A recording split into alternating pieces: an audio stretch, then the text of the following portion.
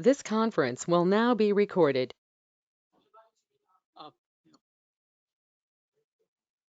Let me,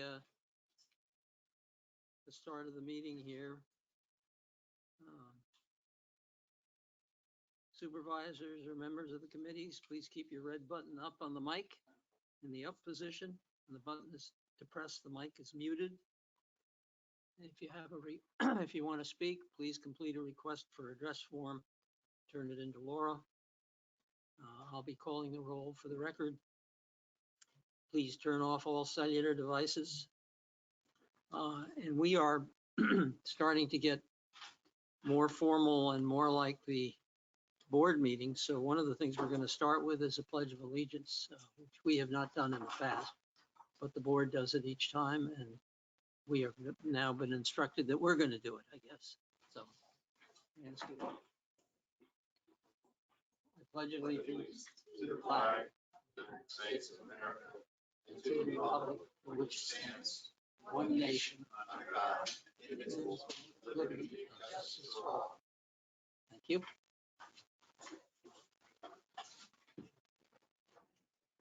Okay. Laura, will I be able to read the charts from the screen as we go through? I will put them on the screen. Okay, I hope because you can read otherwise I'm them, going to yeah. have to use my Yeah, cell no, I'll phone pull up, to access. Okay. I will pull up all the materials that I have, anything that I have an attachment for will show on the screen. Okay. Oh, sorry, I forgot to turn it on. Thank you. No, thank you. I was rushing. That screen comes on. I'm going to call the roll. We have here present in the room Alan Steinbeck, Randy Bobbleton, Doug Zander, and myself. So there are four of us. We have a quorum. Laura, any other people online? There are a couple of people who said they were going to. Nope. I think if you can look on the screen, you see just us. Okay. Well, we will start the meeting in any event. There was a set of minutes, it was all part of one meeting, the July 14th and the July 22nd, which was a continuation of the July 14th meeting. Do I have any changes or corrections to those minutes? I will say that they are kind of a hodgepodge of stuff, but they pretty well captured, I think, what happened. So I'll entertain a motion to approve the July 14th meeting minutes and the July 22nd meeting minutes, which was a continuation of the July 4th meeting. You did. Sorry, I wasn't paying attention. No. Yes, you did. You skipped right over. I understand I skipped it. However, my intent is unless we have, and I should have said this, unless we have people asking to. I do. On general things, but if we have. Nope, you can't do it that way. The public comment has to come at the beginning where it is in the agenda. They're allowed to get up and speak. There's not to be any back and forth between you and them. They come up, they get 3 minutes. They talk. That's not what it's, that's not what it says in the new. That's the way that we do it for the board meetings. So the Okay. public comment comes first. They get up and they have 3 minutes to say their piece. There's not to be any back and forth between the committee and the person making the comments, and then we move on to the next part. Okay, then I. So I have Bill Sirico Yep. regarding item 7D. When we get to that agenda item, if you wish to entertain additional comments, you can do that at that time, but these are meant to be done at this time. Okay. So you'll have 3 minutes. There's a handy, as you know, the little timer up there shows you green, orange, red. And then it's your responsibility to stop him, even if he's mid-sentence at the end of his 3 minutes, because that's the allotted time. Okay. How do I know? Can you see this? Otherwise I can flag Oh, yeah. you. Okay. Good afternoon. Again, I guess getting tired of seeing me on the same subject. I want to talk to item 7D on the agenda, which is the O&M agreement between PPAC and the Community Association. I know as part of that agenda today, you're going to look at some roles and missions that are part of the charter for PPAC. Those roles and missions don't reflect the kind of collaborative agreement and partnership that the community association would like to have with PPAC. It still drives towards supporting community activities with volunteers. I would suggest to you that the 6-week hiatus, since you have met, without being critical, but simply noticing the truth, is that it goes exactly to the point of whether or not volunteers with their private and busy lives can support day-to-day operations in a community such as ours. As far as I know, the Safety and Security Working Group has had one meeting last week. As far other than that, the Landscape Working Group, if it exists in other than name only, hasn't met. None of the activities that we have identified to the advisory committee as priorities have been addressed during that time. During that time, the community association has continued to act as the manager of day-to-day of all the services within the community in accordance with our contractual agreement. And that serves to demonstrate that what you need is a professional staff on board every day, and that's what we provide. To suggest that volunteers can do this, especially under the restrictions of the Sunshine Law, when they can't talk to each other, is rather unreasonable and unrealistic. The agreement allows us to provide the services that our community desires. Biggest question I think you need to ask yourselves as we go through this consideration today is, why make this change? What is the benefit to you, the community, or the district? Do you have the resources on a full-time basis to do this or not? Will it improve services or not? Will it increase or decrease cost? I think the answers you'll find if you take an honest look at it is it will not improve services. The district doesn't have the ability to support you the way it needs to be supported, and our community will not be well served if you make this change. Thank you. I have 22 seconds left. All right, next up is Phil Rovner, also regarding 7D. Good afternoon. I'm not going to take the full amount of my time. I've been working on this relationship for many years. I have personally overseen the work that's being done by the staff at the association staff and its management company. We know and believe that there is a true amount of work that's being done by our staff in that regard, and that there's only been nominal attention paid to the O&M agreement with respect to approvals and signatures and signing of checks and bills, things from PPAC. The work's got to be done by paid staff who are available on a regular basis.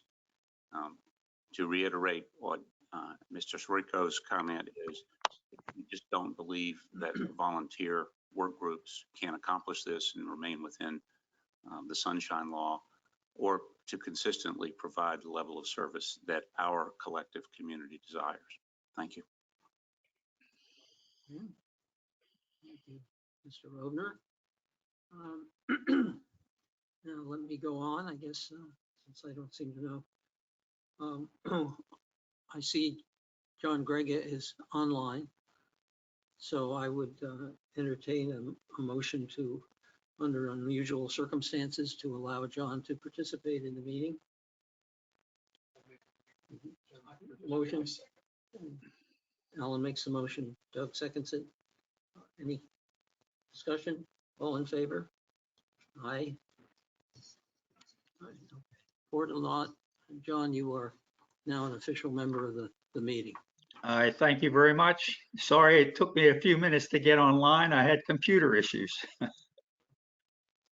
I will go back to where I was, which was the approval of the minutes for the July 14th / July 22nd meeting.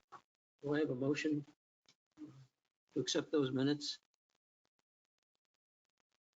Doug, do I have a second? No one else? Any seconds? Any discussion on the minutes? Any changes? If not, all in favor of approval of the minutes for the July 14th, July 22nd meeting, say aye. Aye. Okay. Approved 5-0. Okay, on to the financial report.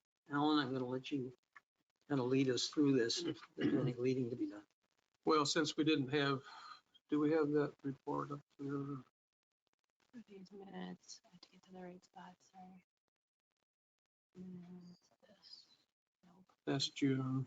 I had 3 of them there that, is this, we're looking at August. We need an August one. Which is just, This August. Yeah, see that, It for doesn't some say reason the top August, didn't but come through, right. so anyway, that's, June and July, you would have seen before possibly, and so we'll skip those and we'll just go to the most recent, which is August. And, I took the liberty of trying to put something in there that Randy had suggested and trying to project to the end of the budget year, whether or not we're gonna be good shape or bad shape. And I put it considering the invoice timing. Nothing. We could be 300,000 less from the, Carol, you want to mute? just- Sorry. Carol, can you mute yourself, please? Can you hear me? but you mute yourself. Okay. They ask you to mute yourself. How do I mute myself? Alan, go ahead. Anyway, if things go as they've been going, I guess for the last 11 months, we could have a significant savings, I guess, through the district budget. And the HOA budget could also be another 180,000 less. However, we're not taking in consideration if there's a timing issue on the invoices that might come through at the last minute. So this is just very rough. But I hope that we're looking towards not spending the entire budget. And what you will notice, so the unassigned reserves are considerably less than what we've had in the past. And Laura and I are going to work on trying to figure out what depleted most of those. So that will be coming up later on. So it doesn't include that 350,000? No, it does not include that. That wasn't the difference. That was my question, whether that created the difference. No, that's 350,000. It still sits in there after 11 months. And so that'll be, I assume, an accounting thing come at the end of the budget year. Laura, like in the past, would that go over to reserves in the past, any money not spent? Correct. Automatically rolls into your reserves unless we specifically flag it ahead of time for something. Like if there's a project that's in flux and it started this fiscal year, but I know it's not going to finish until next year and you had the dollars allocated, I'll move that amount over and add it to your budget for next year so you don't deplete your next year's budget on this year's project, if that makes sense. Yep. But again, that's pretty rough. Don't know exactly. I guess we'll have to wait until we see at the end of September how things come out. And it's my understanding that goes to unassigned reserves if there is a savings on those. Correct. Yes. And I've been getting a lot of invoices coming through, not just for you, but just in general.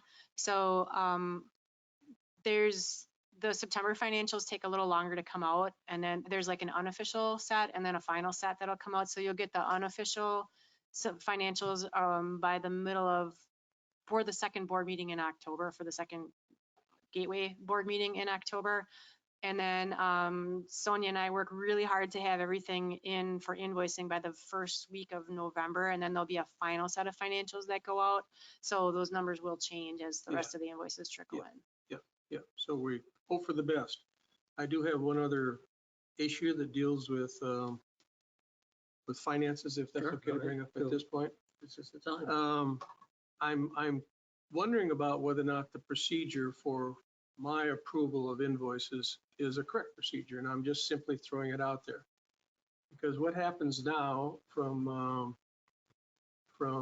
the HOA, they send me the invoices and say, would you approve these? And so, and the estimates, the proposals. And so I take a look at them. And quite frankly, I have no idea exactly what they're going for, other than what they describe on there. They're going to get so many bags of mulch, or they're going to get these plants, and it's going to go here. And, I don't review that. Scott reviews all that and does a great job of it. But all I'm doing is just signing invoices. And I do it from the standpoint of taking a look maybe at the budget. And, but again, since they're estimates, a lot of them are, I have no idea what line item is going to go on the budget. So I can't really do a good job of figuring out there, how much does that deplete the budget? And so my suggestion is maybe we need to take another look at the approval process. And if there is a landscape group, work group, I imagine Mark doesn't know about a lot of those either. And a lot of them have to do with landscaping. So somehow or other, we need to work through that. And I don't know what's been going on as far as the work groups in the future. And so maybe what I have to say here might not be of value anyway. So anyway, that to me is an issue. I think I'm signing stuff that I don't really, I'll do it from a financial side of things and try to figure out where it's going to come from. But I don't know if the work is done right. Scott does a great job of figuring that out. It's been done for years, but I really like kind of a double check system. Do we have any comments? I think your comments, Alan, at least from my perspective, are very valid. And I think as we look at the what the subgroups, what the subcommittees are going to be doing, we probably ought to take that into account.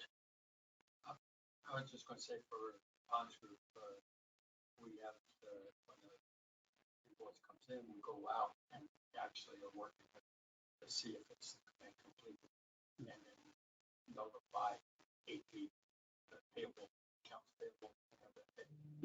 So we have a handle on it. I'm not sure who's speaking, but can they please speak into the microphone? I was just going to say, we have when an invoice come in, we verify whether or not that work has been completed, and we inform CDD that it's been completed, and then that invoice is paid that way. It's not paid until it's verified. That's effectively the process that I think Scott or Nick go through, is to verify that it's completed. It's my understanding what you take the proposal, you go out with them to figure out exactly what needs to be done, and then they do the proposal. And then once they get the work done, then you go out and inspect it and make sure it's complete. And then I sign the proposal, but I apparently also signed once the work is done. The invoice, Scott,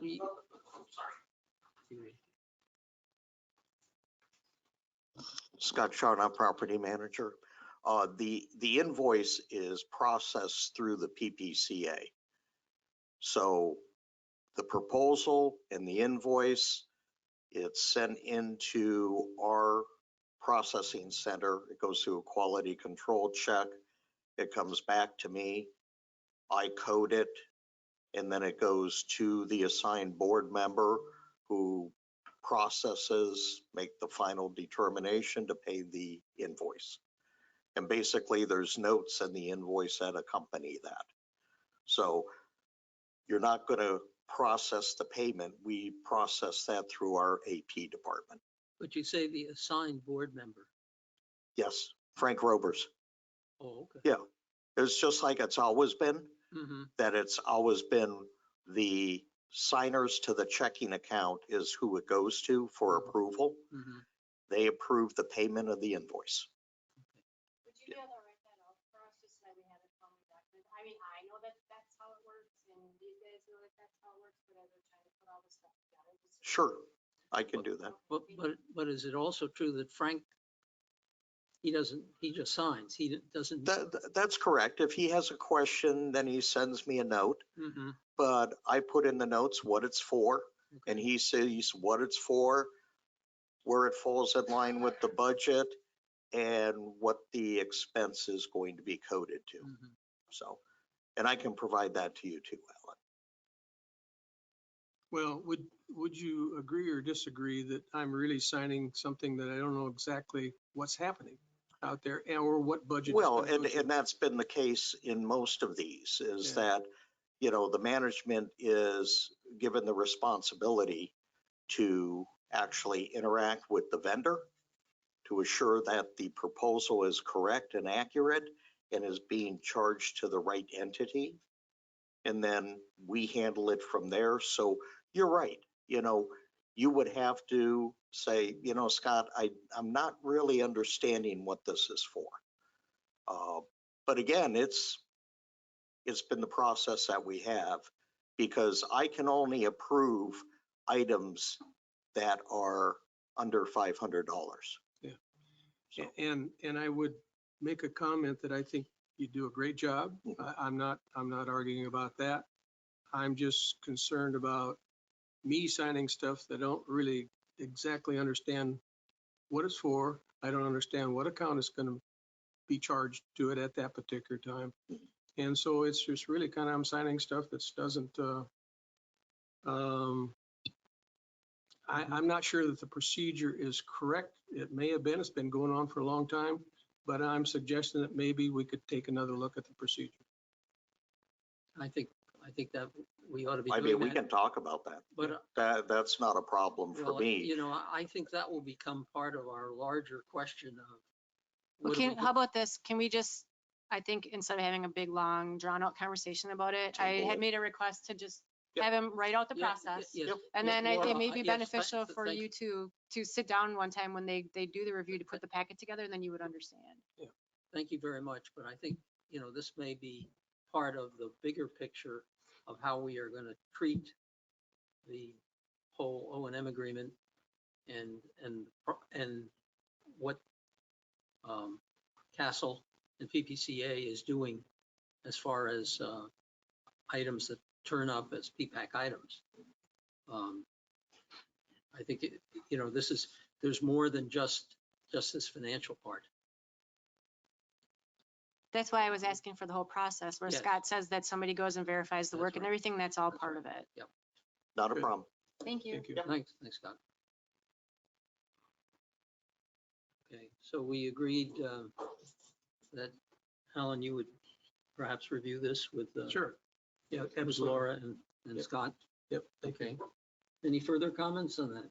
Laura, Doug? would that process merge in and match what Randy's doing with the new process that you guys are putting in place for how proposals and things like that are done?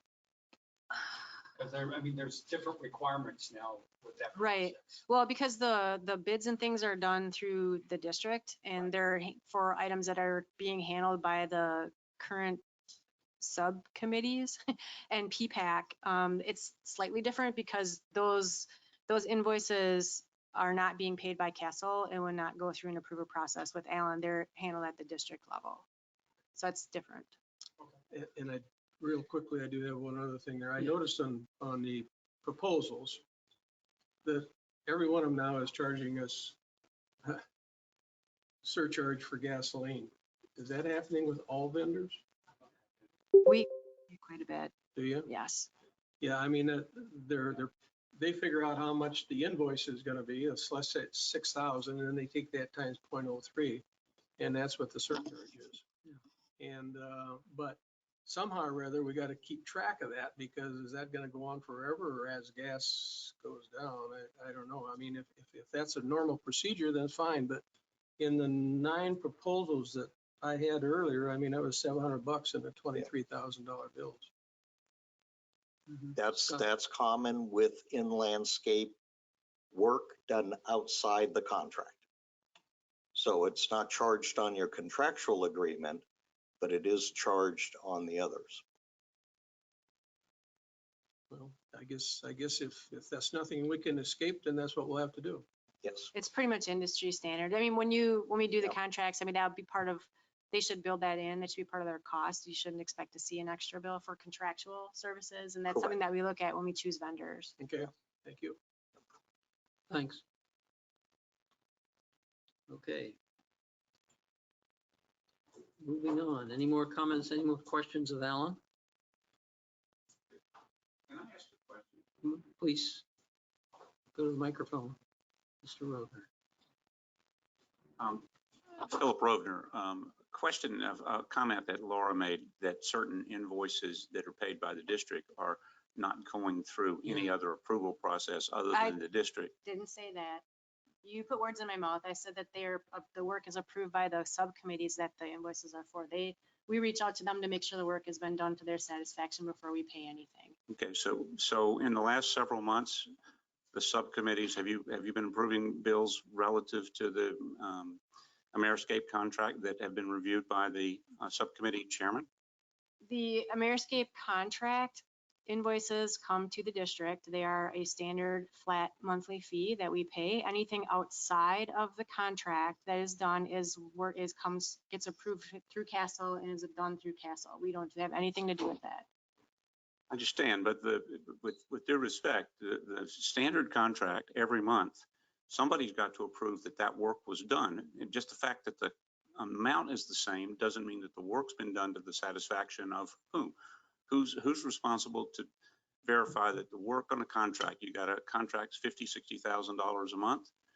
You've got the security contract, which is X number of dollars per month. Who actually verifies that the work that was in the contract is being done? If it's going directly there because it's a contract, then nobody's checking the work, in my opinion. Am I right or wrong? Work outside of the contract, okay, I'll accept that. But what about the contract itself? That's the bulk of everything that you've got. Who's verifying that work's done? I believe the discussion that was had when we took over the contract is that we would assume that the monthly bills were okay to pay unless we were told that the work is not being done. I'm not debating that issue. I'm questioning if you're not checking that the work's done and the committee is not checking that the work's done, how do you know that the work got done? And how did we, before the district took this function over, how did we do this? Castle paid it. That was Castle's responsibility as part of PPCA. PPCA. But you've taken that responsibility away from us, so you've taken it away from the association. So who's doing that work? That's the biggest part of the dollars that you're expending, both as it relates to safety and security and as to landscaping.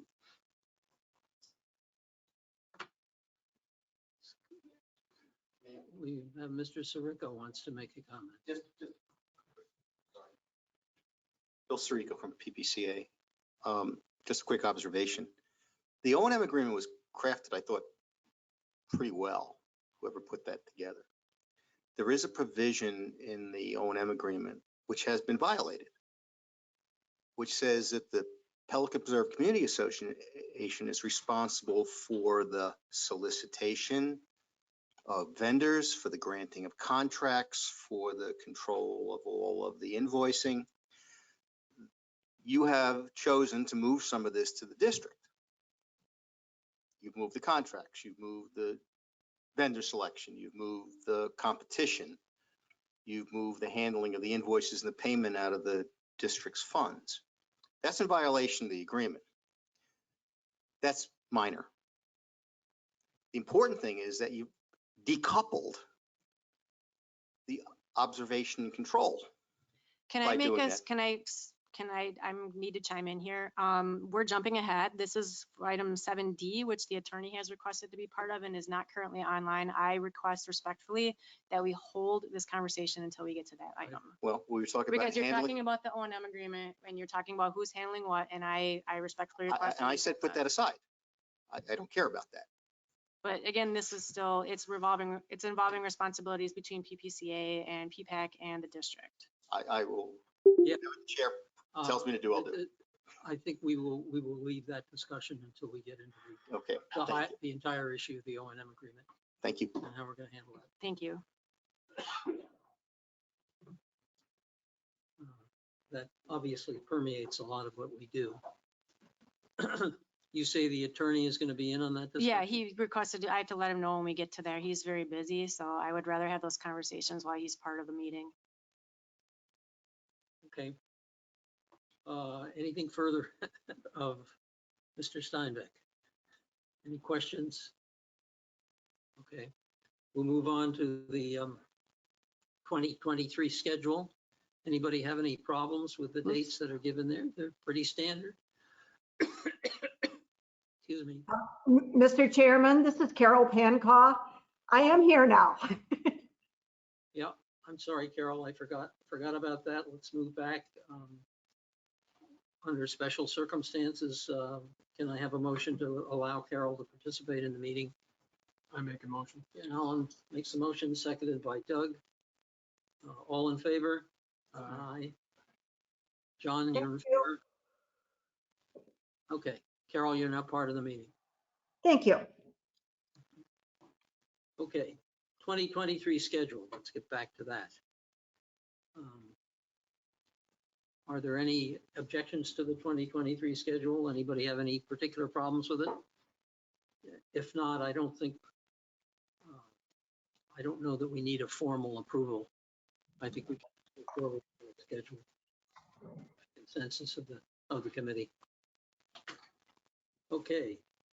Mr. Chairman, will this now be published by the, on the CDD boards? And can this be published in Pelican Preserve also? Once it's approved, yes, you can publish it at Pelican and that will go on the district website. Okay, All right. so by approving, do you need a motion then? I guess we do. Okay. I move. You move to approve the 2023 schedule as shown. Do I have a second? I'll second. That's seconded by Alan. All in favor? Aye. Aye. We will have that published. You will publish it for the CDD, Laura, and we will publish it for Correct. Pelican. Okay. All right, moving on. Laura, the next item is yours. It's me. Yep. I'm in the process of doing a review while I'm getting ready to close up things for year end. I'm probably going to be coming to ask for another transfer, but for right now, I did reach out to Tetra Tech as well as Tony just to see if there were any other larger expenses they were expecting to have that would be invoiced for this fiscal year. I've been paying the bills because PPAC has approved the expenses and the task authorizations and all the work and everything. I've been pushing the bills through, and you're in a deficit right now in your budget line item, so we need to move some money to cover the invoices that are already paid that you've already approved. So I need to move a total of $50,000, $10,000 for attorney fees and $40,000 for engineering fees to make the accounts. And where is that? That's why I'm here. You guys need to decide where you want that to come from. My recommendation would just be to pull it from your reserves. Because whatever money you have left over at the end of the year will just go back into the reserves. So that would be the cleanest way to do it. Otherwise, you have to pull some from this line, pull some from that line, pull some from this line.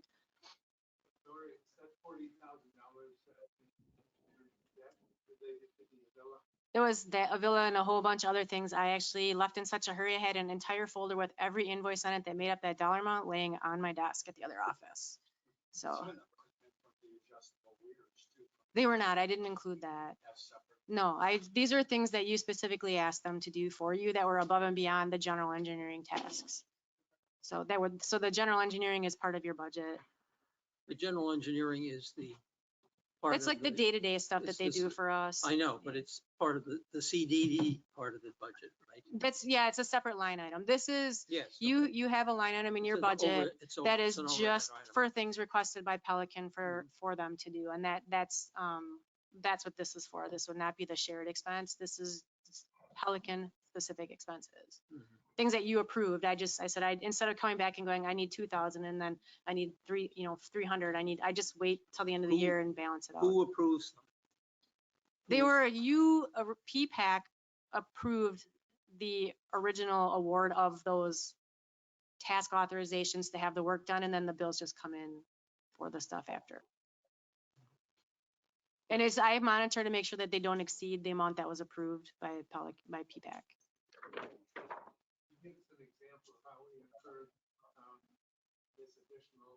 I left them laying on my desk. Yeah, I have an entire folder and I can scan them in and send them to you.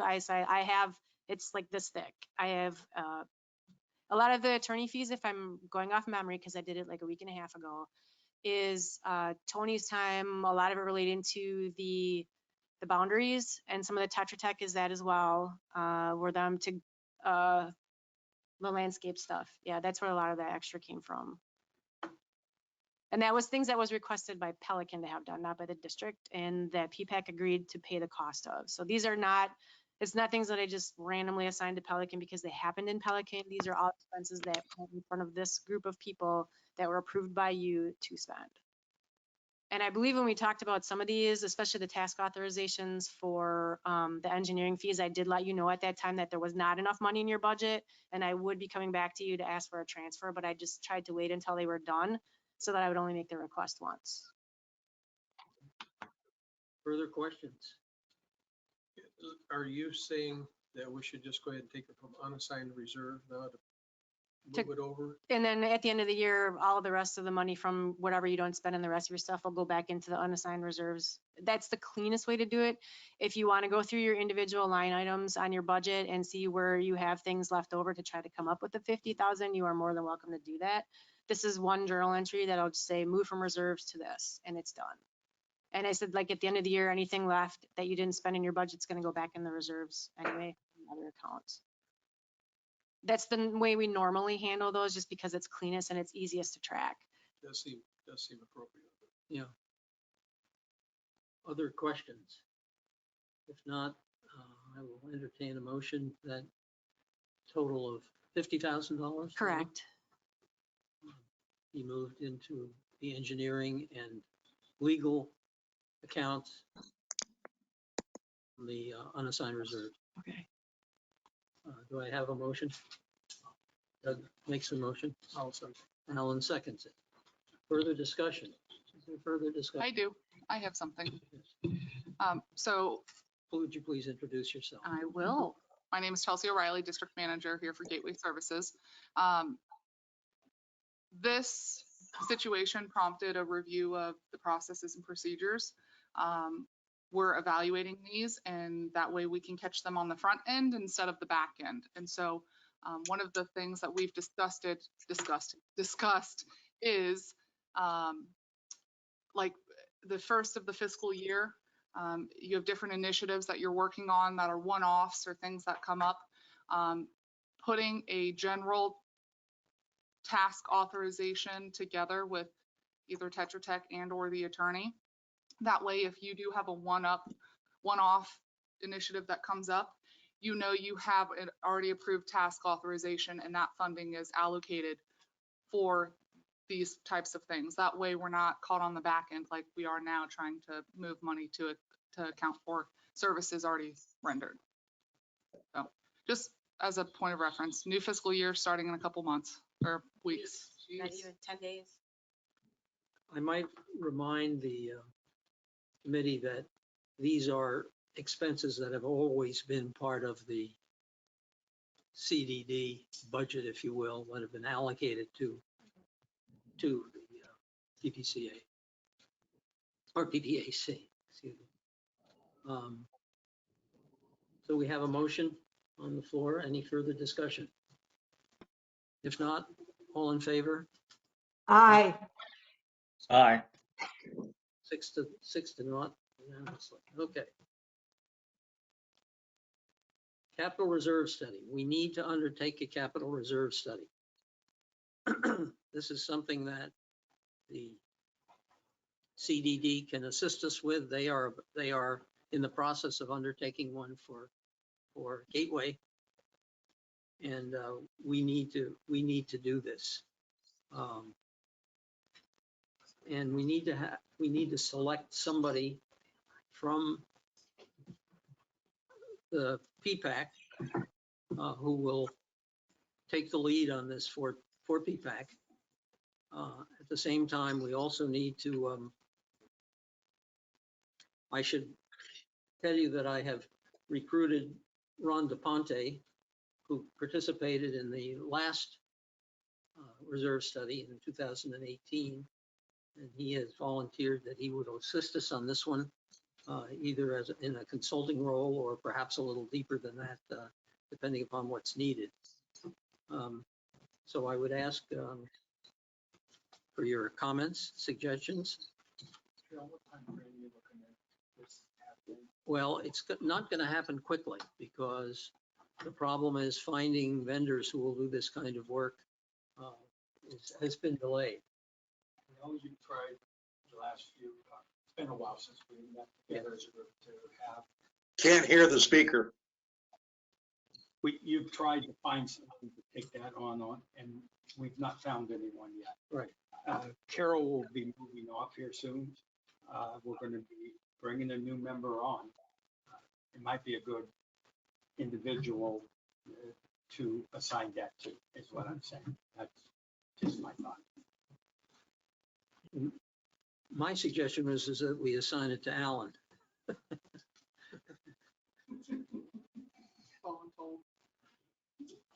We didn't duck that. What you don't take into account, I'm also part of the finance committee. So we got a problem there. John, we had mooted your name as well. Would you be willing to take this on? I'm not sure.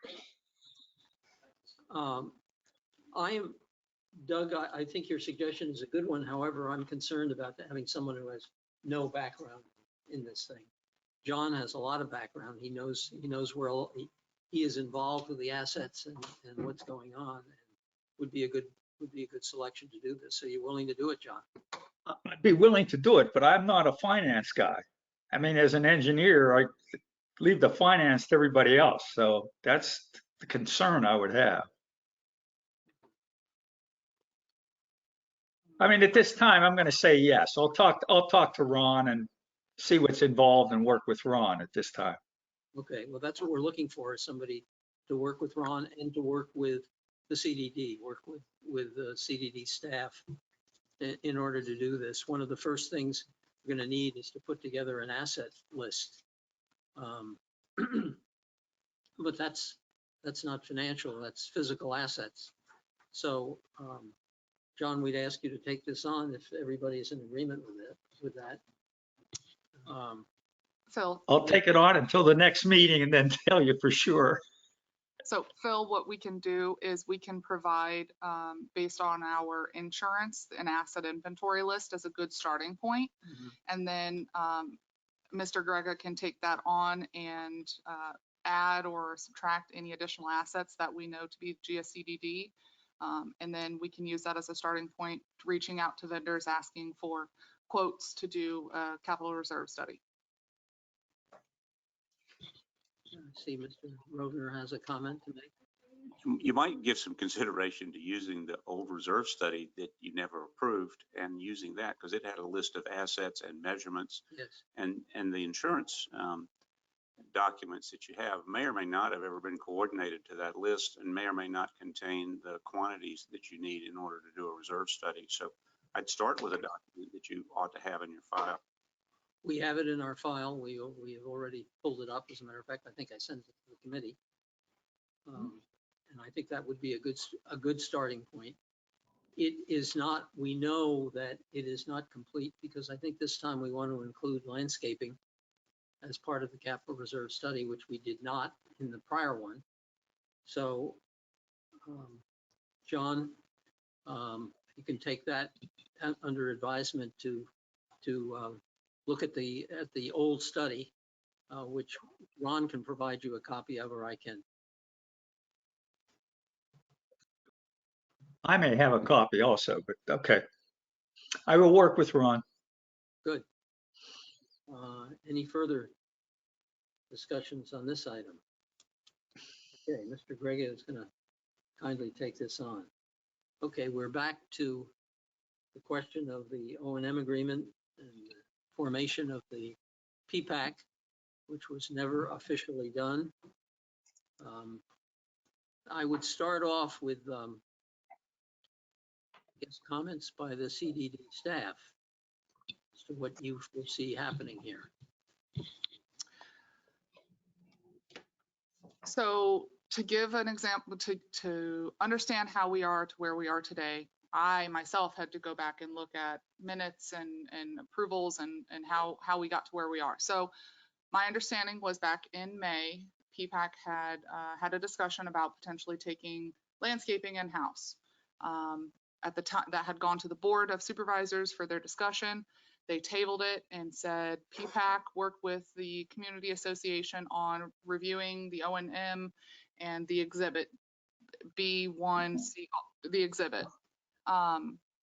So fast forward a couple months, we staff, CDD, we realized that PPAC was never officially adopted as an advisory committee to the Board of Supervisors. Also, in all of these discussions, there are these working groups that have been working for many years that, again, have never been formalized or officially approved as a subcommittee or a working group of the district. So what we've done in the interim, we've worked with the attorney and you, Mr. Phil Musi, and Mr. Geppert on coming together with a kind of a boilerplate resolution that could be utilized for both PPAC and Stony Brook. Stony Brook has an official resolution. They have they're good to go, but we want to have uniformity. So understanding that PPAC has the ponds working group, has the safety and security group, and potentially the landscape work group. And same could be said for Stony Brook if they ever chose to have committees. We wanted to put together a boilerplate template of how they should operate, how they should, their roles and responsibilities, etc. So at a minimum, on October 6th, the Board of Supervisors needs to approve a resolution adopting PPAC as a formal subcommittee of the Board of Supervisors, and PPAC can discuss here the working groups or subcommittees as we're going to be terming them, and establishing those formally. All of that rolled into the review of the O&M agreement. So what we've done from a staff perspective in the last couple weeks, we've met with a couple of the community association members, yourself, Phil, staff, and the attorney, and we've discussed this O&M agreement. Again, I go back to at a minimum, the O&M agreement, I don't believe has been, or the exhibit of the O&M agreement has not been updated for quite a few years. There's a lot of future communities that are no longer future, they're here. So what we've done from a staff perspective is we've taken a stab at the exhibit. You have in front of you, okay, and email them to them or no, or can you hold up to the other committee members? So there's a highlighted one that, so we provided you the existing one, which is what is approved and adopted as part of the existing O&M agreement. And then we provided from a staff perspective, kind of cleaned it up and took out the future ownership, future maintenance, because we're in the future. The highlighted green ones are what we perceive to be landscaping. The highlighted yellow ones are ones that we know to be in question after discussing with the community association for ownership. So we need to work through those, but anything in red, like you'll see for under monument, under, can you highlight that?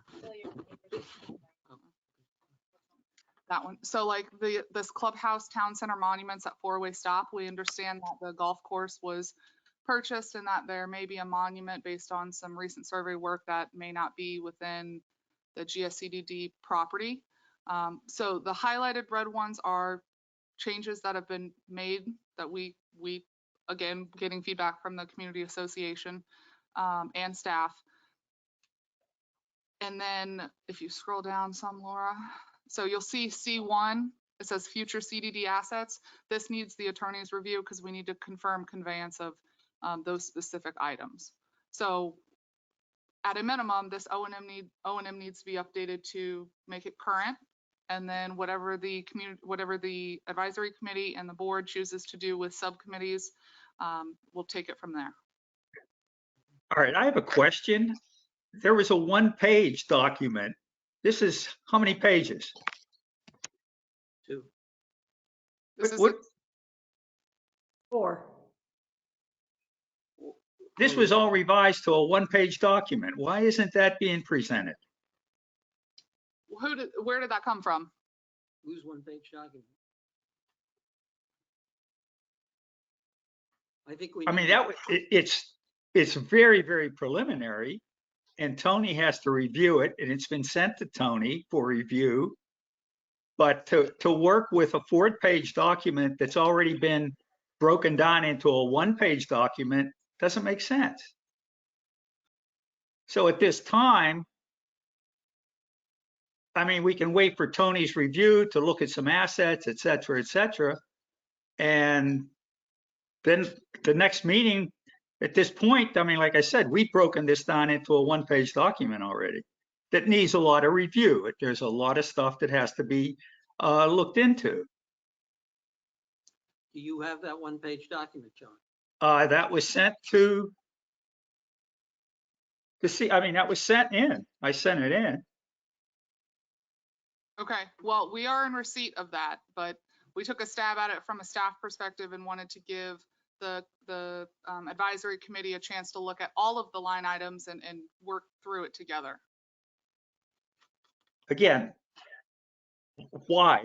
If it's already been broken down into one page. Well, if the committee wishes to see that, we can pull it up. I think it's worthwhile, at least, if you're going to comment on this one, at least comment on the other one.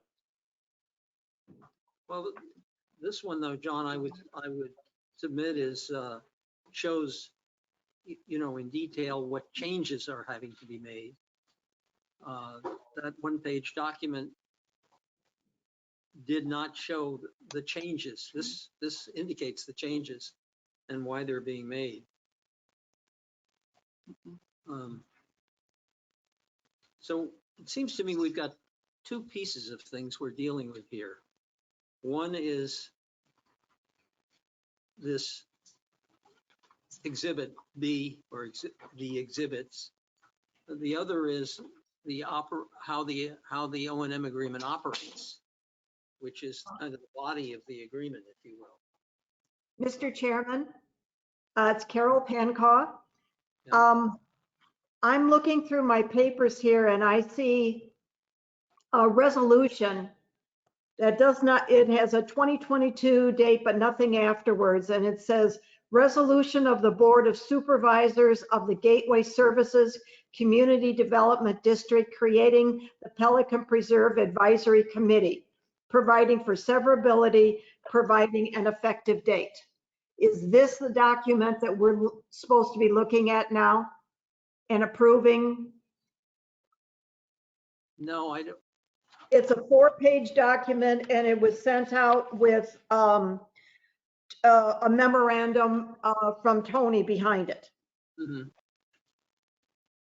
Well, the process is pretty confusing, but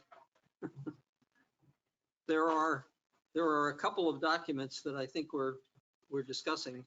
One is that resolution. Okay, we are discussing this. Well, Okay. I think that's part of it.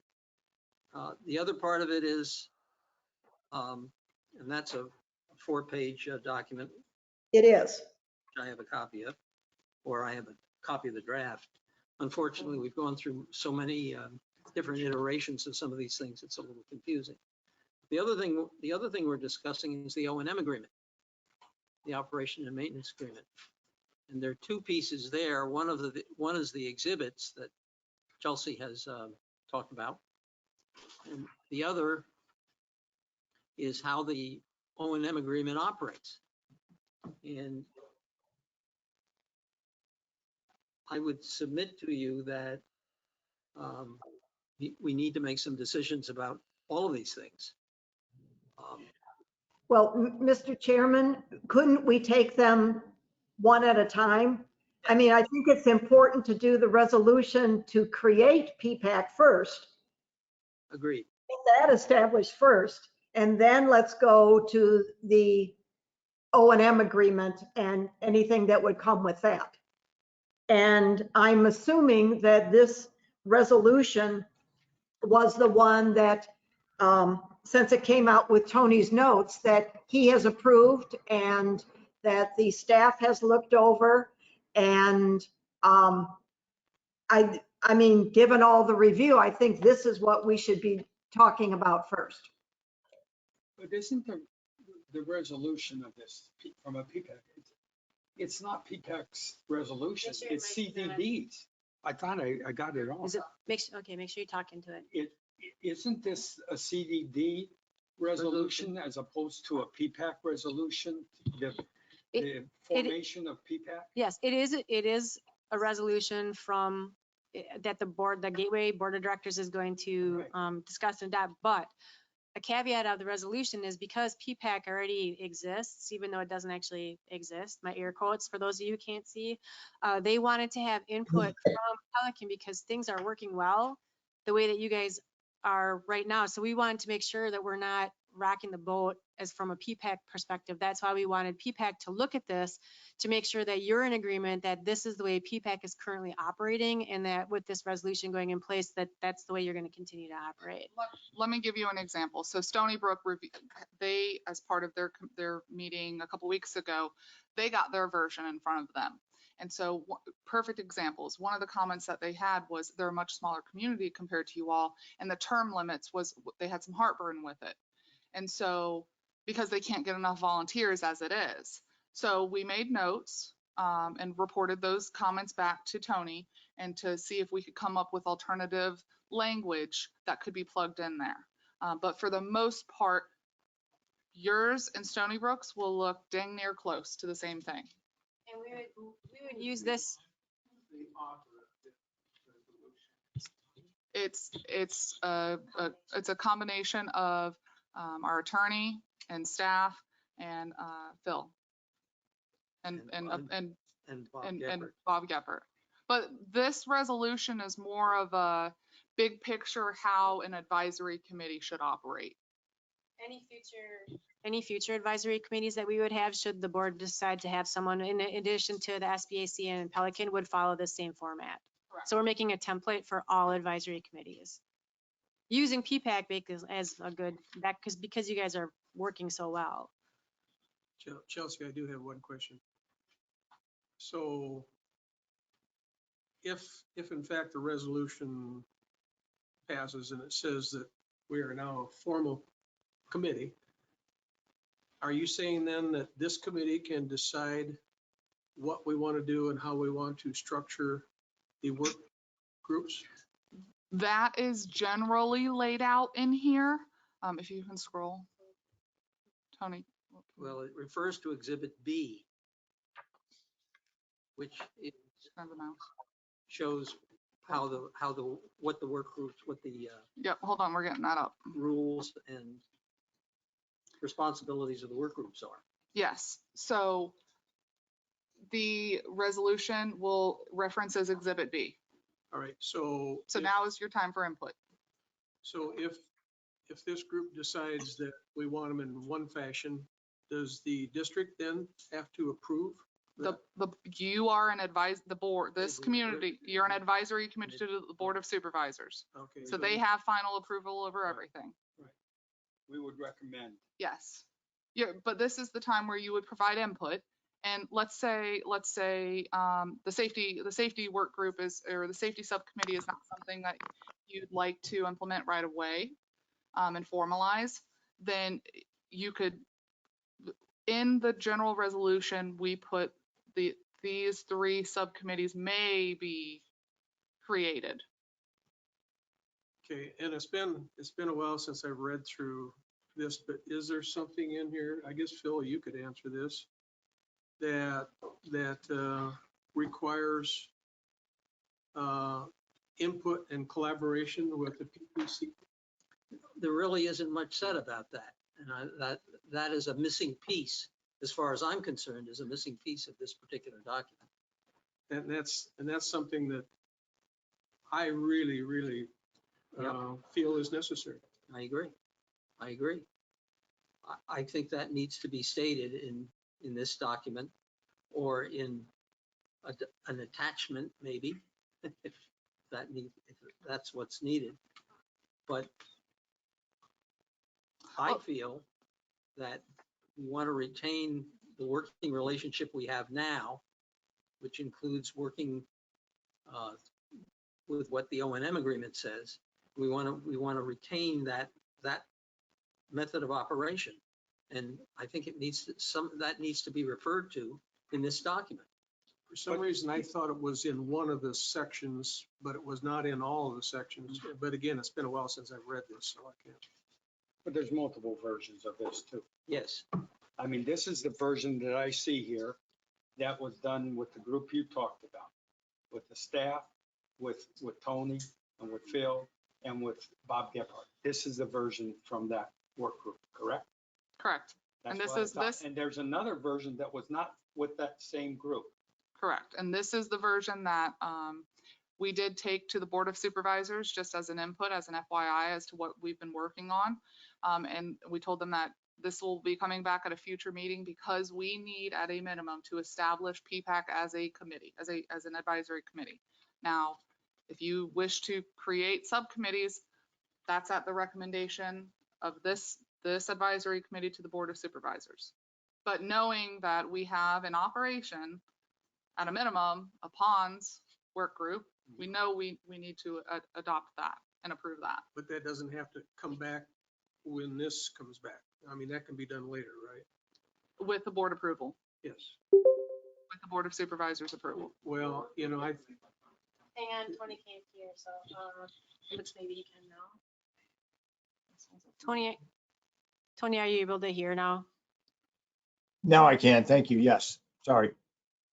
Can you move that screen up to show us the second page?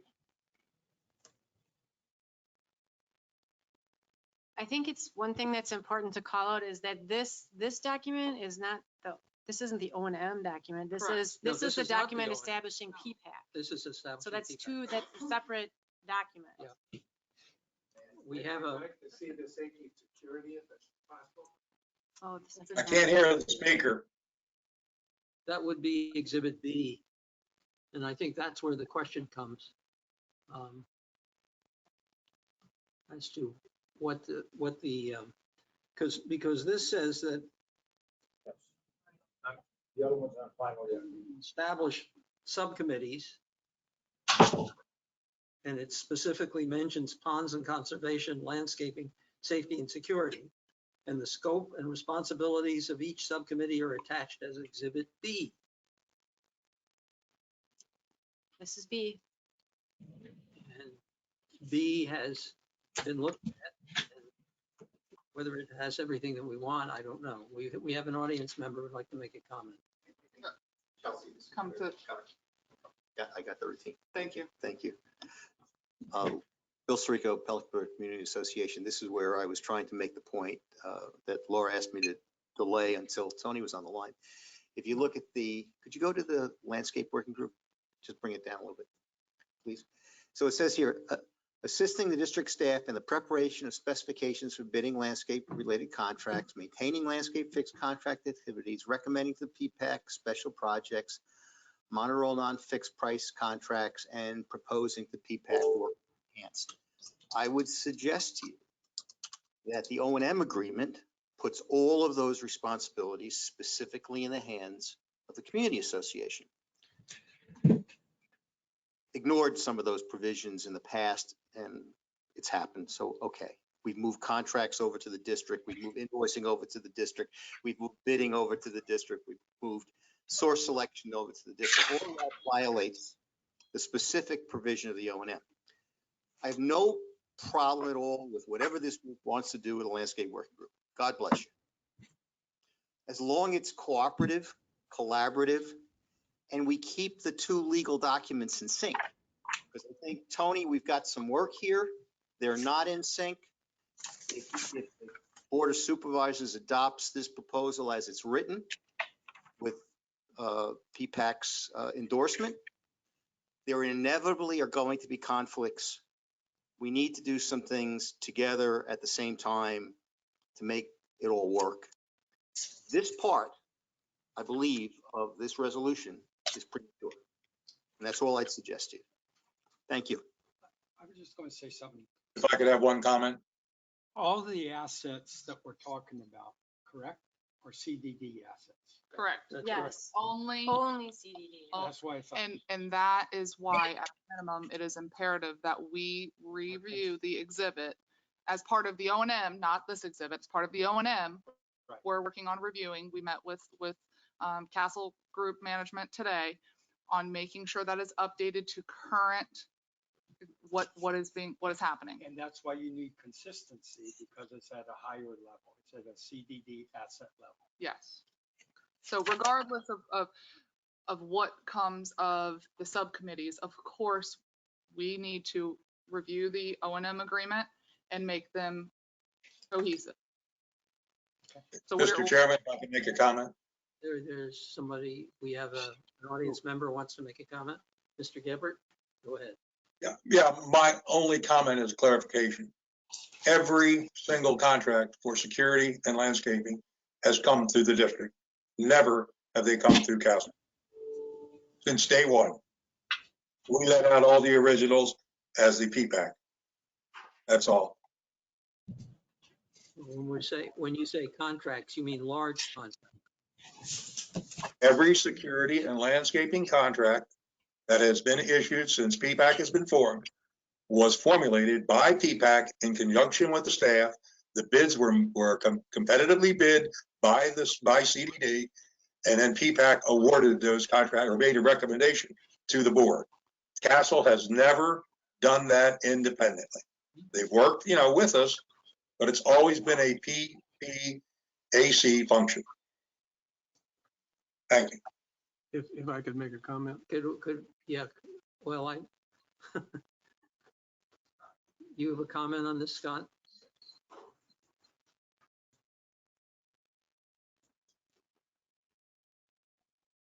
Thank you. Scott Charnock, Pelican Preserve. The prior contracts I have on record were actually entered into on behalf of the Pelican Preserve Community Association by the developer. That's why the contracts were outdated and need to be redone. When all the records I have on file show the RFP and all the bidding process was handled through the Castle office, but initiated by the developer on behalf of the association. So if I'm missing something, Bob, I apologize, but I don't have record of what you're stating. So Well, once P-PAC was formed, because I remember when we bidded them, every contract was bid by P-PAC. Now, you're absolutely correct. WCI did it before P-PAC was formed. But from the date of the formation of P-PAC in 2008, every one of those has come through the district. Every one.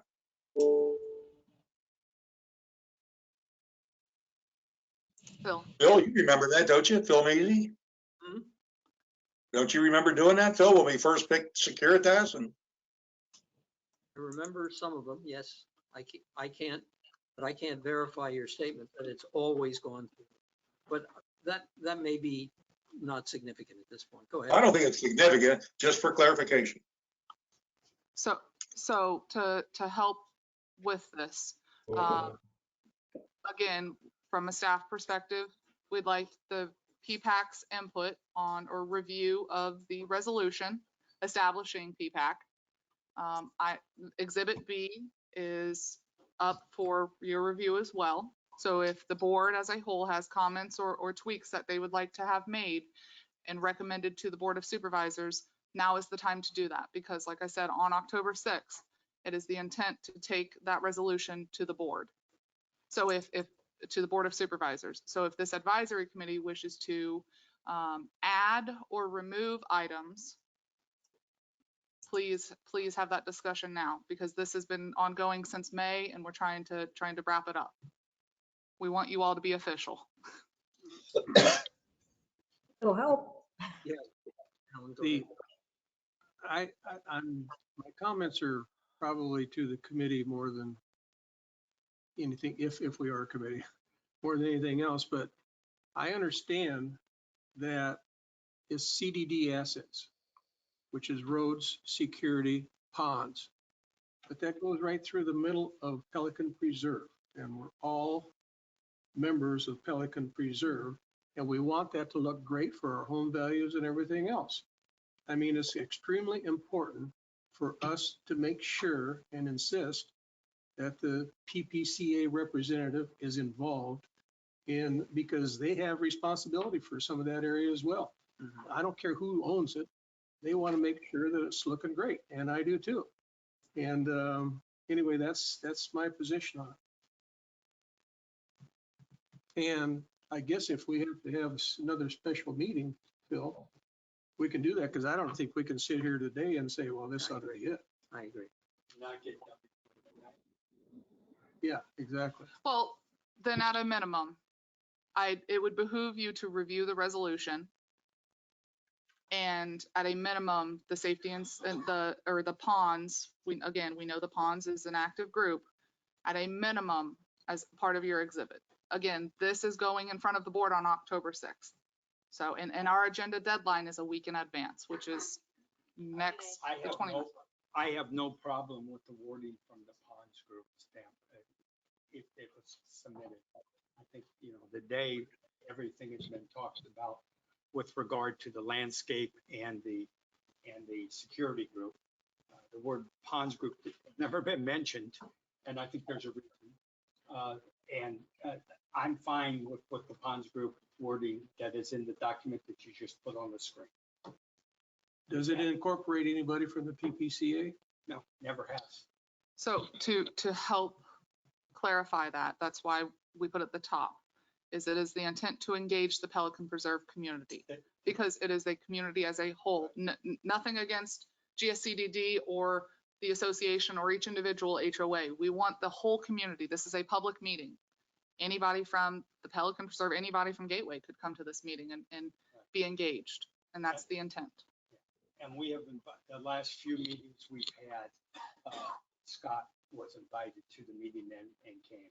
But what I'm saying was, we interface to them when they have a problem. They send a note to me,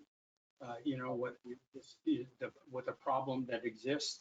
And then my subgroup resolves the problem working with CDD. That's how it works today. Subject to change.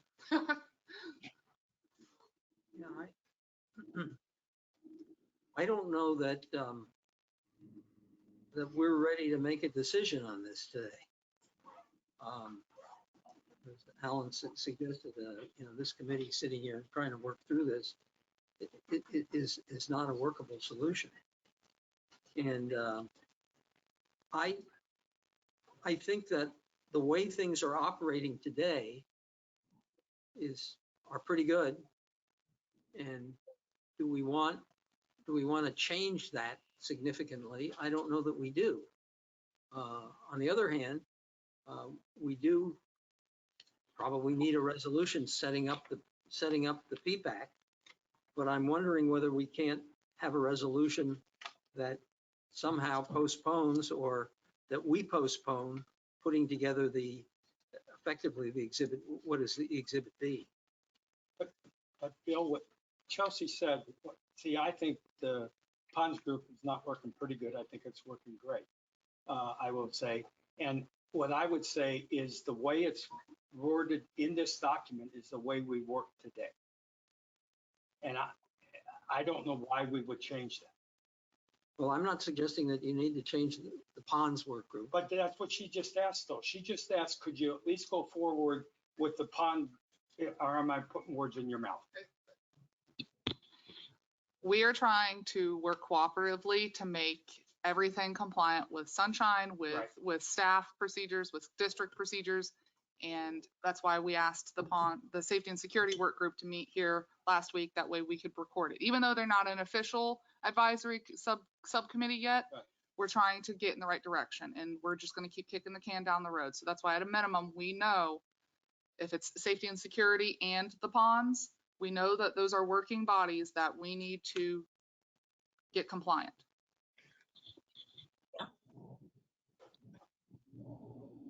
Well, how do you see this fitting in O&M agreement? Just making changes in Exhibit B? Correct. Okay, so you wouldn't make any changes to the Phil, can you please speak up or speak into the mic? I'm sorry, you wouldn't make any changes to the body of the document? We'd have to review it with the attorney and make sure that, you know, there's no conflicts. Thank you. But we can amend the Exhibit B at any time. Yeah. Sorry, Mr. Gregg, I'll speak closer into the mic. Bill Sirica for Pelican Preserve Community Association again. Two points. One, the body of the O&M agreement is a contract that requires the approval of both of the parties for change. It can't be done unilaterally by the district unless they want to cancel the agreement in its entirety, which there's a provision for that. You can change Exhibit B, C, and whatever at your whim. Yes. Okay, so just so we all understand where we're going here, if you leave the O&M agreement in place, there are provisions in there that are inconsistent with Exhibit B to this resolution, at least as far as the landscape working group goes. I don't think they're inconsistent with the terms of either ponds or safety in the safety working group. So a suggestion, up to you. You know, We're open to suggestions. you can defer the creation of the landscape working group until you decide what you want to do, and leave the other two groups in place. And everybody, I think the community association would be happy with that, certainly. Thank you. Mr. Chairman, Carol Pancaw again. Is there, I will ask you, but also this would be directed to the attorney, Tony. Is it possible to pass this resolution without Exhibit B?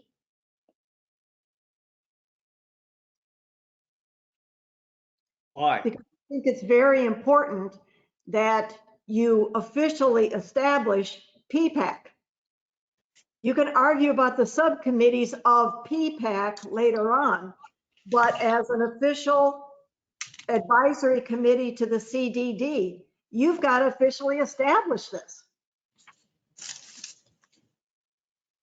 Look at the Exhibit B again. Can you scroll down to that, please, Chelsea or Laura? Okay, okay, if you can go to the top. And I apologize. You can go back to the resolution itself for a second. Yeah, Who are we? Tony. Okay. Tony. He wants to go back to the resolution.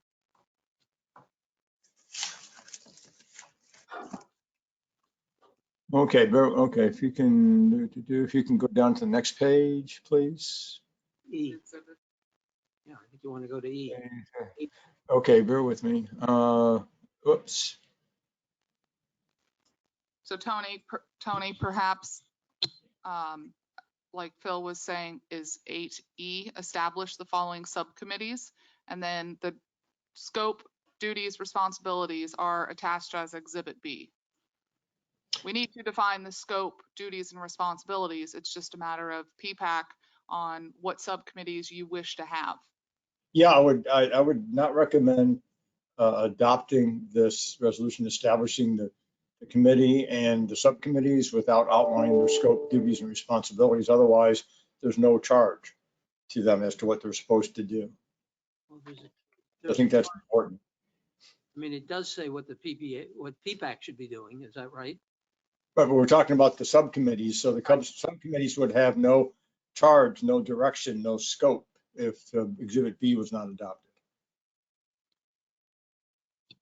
Well, I would suggest that could we establish this and say that Exhibit B is to be developed, or Exhibit B for landscaping is to be developed, without actually having it in this particular resolution, because the resolution does give a mechanism for setting up committees, So then, subcommittees. Phil, so then your safety and security work group or subcommittee and the ponds subcommittee, if adopted as you're suggesting, would not be subcommittees.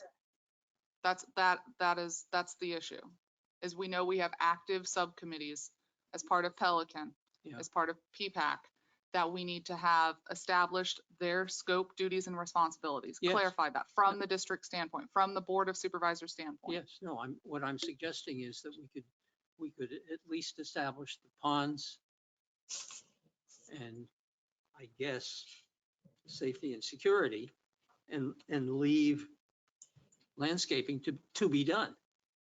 Well, what, Phil, the concern about that is, in essence, landscaping would have nothing to do. And they'd be in purgatory limbo because they'd be established, but with no charge or direction, scope, or authorization to do anything. Yeah. Philip, do you have a comment? But let me just ask a simple legal question. You don't have Exhibit A either. Exhibit A is under review by your engineers and attorney with respect even to the territory that's defined as Pelican Preserve and the assets that are owned by the CDD. I don't know how you pass this resolution absent A or B. And I think, although your suggestion makes some sense to move an agenda to make B as a to be determined, I don't see how you could put this resolution together without your primary exhibits. Doesn't make any sense. Either take the exhibits out and come up with a more generalized primary document, take the exhibits out, and then maybe in the primary document say that these other two exhibits are to be determined. It leaves it in limbo for yet another period of time, but to Chelsea's point, it at least lets you set up the committees and the subcommittee. Tony, any comments on that? I think once again, Exhibit A is being worked on, and I think the goal is to have that established by the time we get to the board. And I think I would suggest that doesn't justify leaving the scope empty at the time of adoption of the resolution as to the landscape committee, subcommittee. And again, I think that's the goal, is to have this all accomplished as far as Exhibit A by the time we get to the board. Respectfully to the point, the association has not agreed and been collaborated with respect to Exhibit B. If you want to make this a unilateral decision, go right ahead. You've got the authority to do that. But if the intent at the top of the resolution is to be collaborative with the community, you haven't done that. You haven't successfully done that. I know there've been a number of attempts, but you have not completed that process. But with all due respect, my understanding is that this has been shared with you and Bill and others, and you've had some discussions and you've expressed your disagreement or concern, and I stand corrected if I'm wrong, but that's my understanding, at least for the last couple of weeks. And I think you've had some conversations with staff on that. That's my recollection. We have been very, very clear with Chelsea and that we are not in agreement with changing the O&M agreement, and we're not in agreement with the role that is envisioned for at least the landscape work group. Perhaps safety and security work group as another issue, but let's just stick with landscaping for a minute. We do not believe that the district, through its volunteer system, similar to the ponds work group, we do not believe that they can exercise through the volunteer system proper oversight with respect to landscaping for the benefit of the community.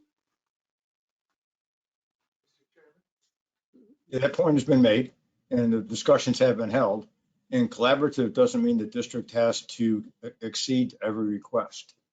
You can still have conversations, but at the end of the day, as I referenced our district assets, and you can tell by the language and text of the agreement that the focus is that they are district assets.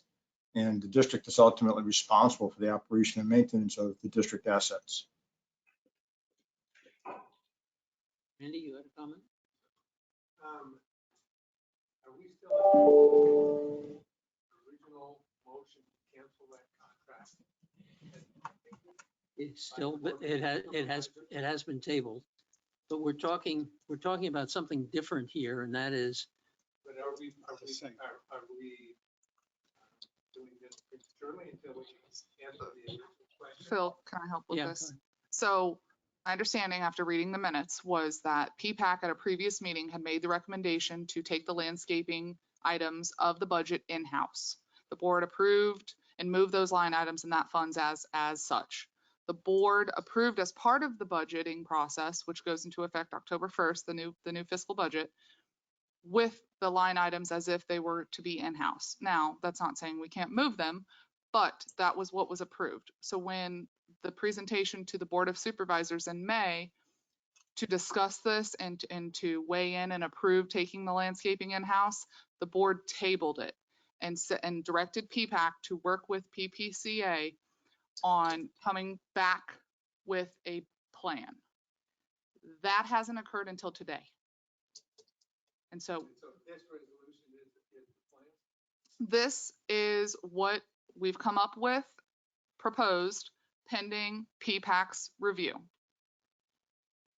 And to be clear, PPCA has made it very clear from a staff perspective on how they stand. They wish to not change the O&M, and we understand that. But ultimately, it's a board decision with input from PPAAC. It's too many acronyms. You can cancel it.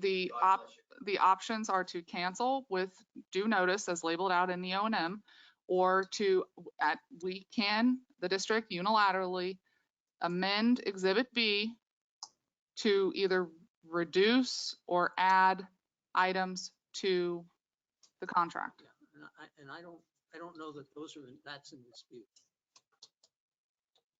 That changing Exhibit D is in dispute. Please speak up or into the microphone. I don't know that changing Exhibit B is in dispute, is what I said, John. I'd like to make one final comment. Philip Rovner, I would just like to ask the PPAC committee members, or I would like to ask you, Mr. Chairman, to ask the PPAC committee members why they feel it's necessary to create these work groups with these roles that basically put the volunteers in a position of supervision. I would like to invite you to ask the question, why do you want to do it? What's the benefit? What's the benefit to the district? What's the benefit or detriment to the association? Go ahead, Doug. All I can look at is the Ponds Group. All I can look at the Ponds Group. And we've said, we got 29 people, volunteers, and I'll tell you, we are more dedicated than any full-time individual you will ever find. I mean, twice, and pisses me off. I'm sorry about that. You can strike that from the minutes. That you guys say a volunteer group can't do this. I disagree with that 110%. I get up every morning and go clean off a grate so that the subdivision via Donna is not flooded, and clean the grate off so the water flows out. In the evening, I go back and do the same thing myself. Okay? We are dedicated people to that, and that can be done. And if I look at that, I would say it would cost PPCA, Pelican Preserve, 5 incremental people for the tasks we do for free. 5. And without, I know we're not supposed to debate here, but my issue is that one, the ponds work group's workload and the landscape workload are different. They're entirely different in terms of the number of regular scheduled activities. And if the predicate on all this is that volunteers are going to do the work that you would normally pay staff for, we're saying that's not sustainable. It's not sustainable over time. I appreciate your dedication, 29 people, and I believe there are numerous instances in which you're in violation of the Sunshine Law, because if you don't unilaterally, if you go out in groups of people to make these decisions, you're probably in violation of the Sunshine Law. We don't. You go out only by yourself, and you only approve things only by yourself. I go to the things I told you about, I do by myself. And Yes, regardless, we are working right now to establish committees and subcommittees, and then to make sure that all of our district committees are abiding by the rules and regulations. Well, difficult to know where to go with this at this point. Go ahead, Alan. it seems to me that you could have one document that says that we are legally a committee.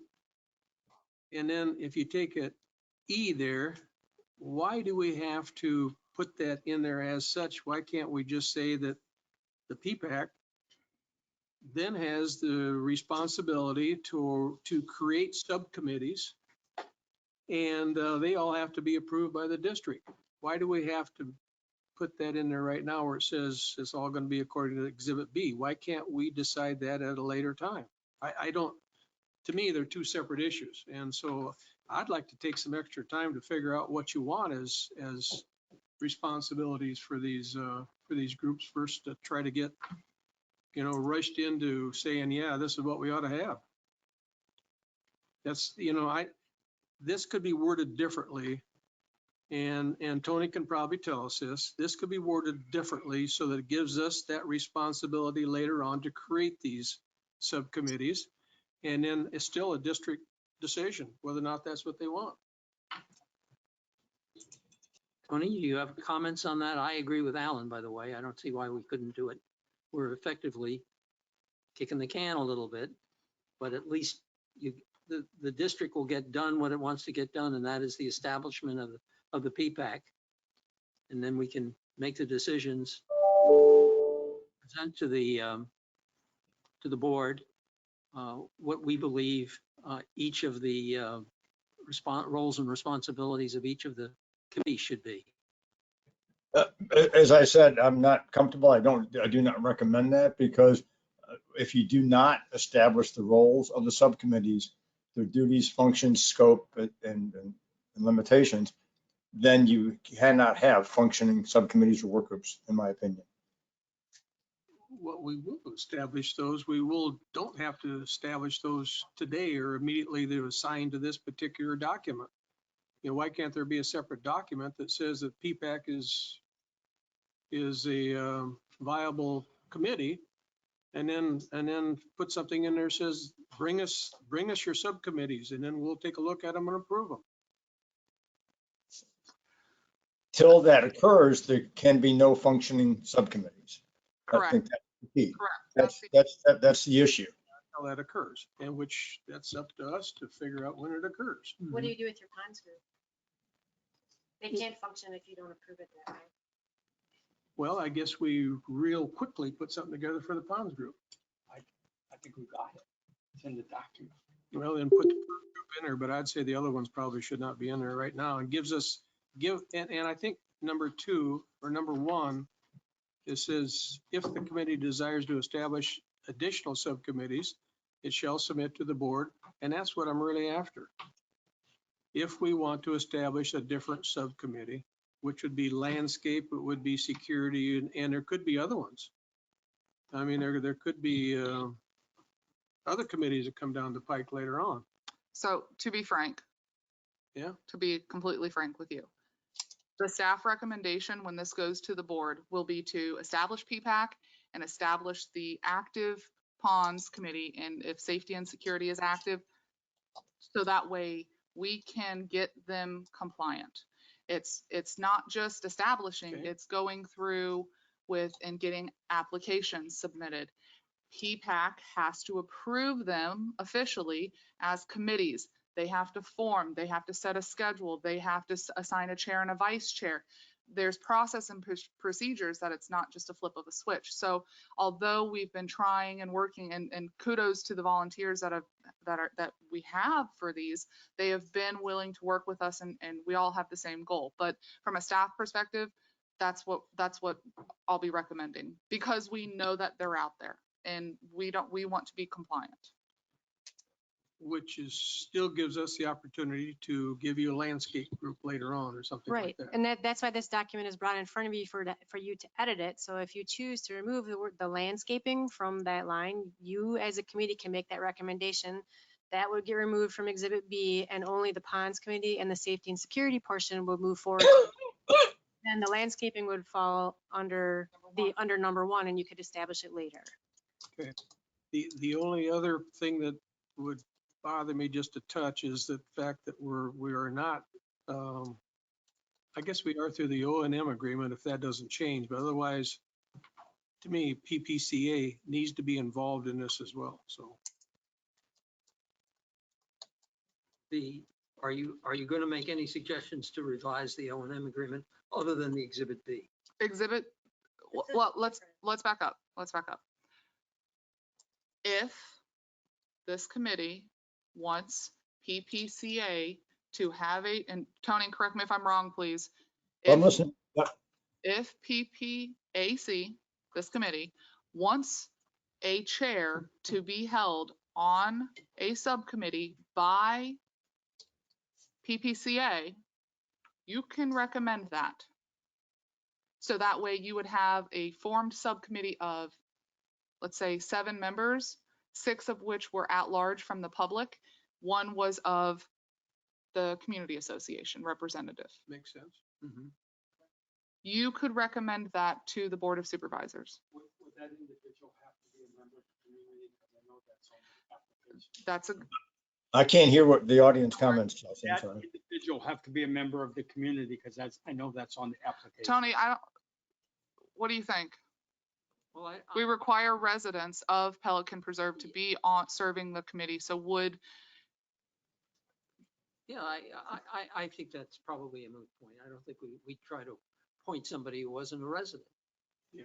Oh, except I'm That's wrong. why- Bill is pointing out to Yeah. me, it could be, yep. Yeah, that's why I said that. well, it could be, it Or could, a staff of the management company. it could be vague enough to say the PPCA. And if PPCA delegates that authority to someone at Castle, so be it. PPCA representative. Yes, Yeah. a PPC, very good. They would choose their representative. Yeah. Mhm. Okay. So, I like that idea. so can we say that the consensus of PPAC, the explained to the, or brought to the board meeting, is that we have an exhibit like the resolution that Tony has drafted, except excluding having an exhibit B only landscape and safety and security. Ponds. I mean ponds. And we will set up the landscaping as soon as we can. So to clarify, what you're moving is that we would remove the word this landscaping here from this line. Yep. And then That's correct. on exhibit B. Yep. You would remove this entire section. Right. Okay. Now, keep in mind, this goes to the board for their approval. Again, as part of the budgeting process, line items were moved. So now what would have to occur, because if a subcommittee is not being established as it was previously recommended by this board, then there is some homework from an accounting perspective that needs to get done. Just- Is it a possibility to go ahead and leave the landscape group in there and just make sure that we put in there, as you said before, a PPCA representative needs to be involved in these? Yes. Now, Just to go ahead and include that in there now. correct. And you could establish a subcommittee and have no volunteers. Until you meet quorum and you have a full committee, they couldn't meet. So, I mean, you could set the, like, take the ponds as an example, and you could have 30 applicants. This board would have to choose the 7 members, or 6 and 1 from PPCA. Well, you don't like that, Bill?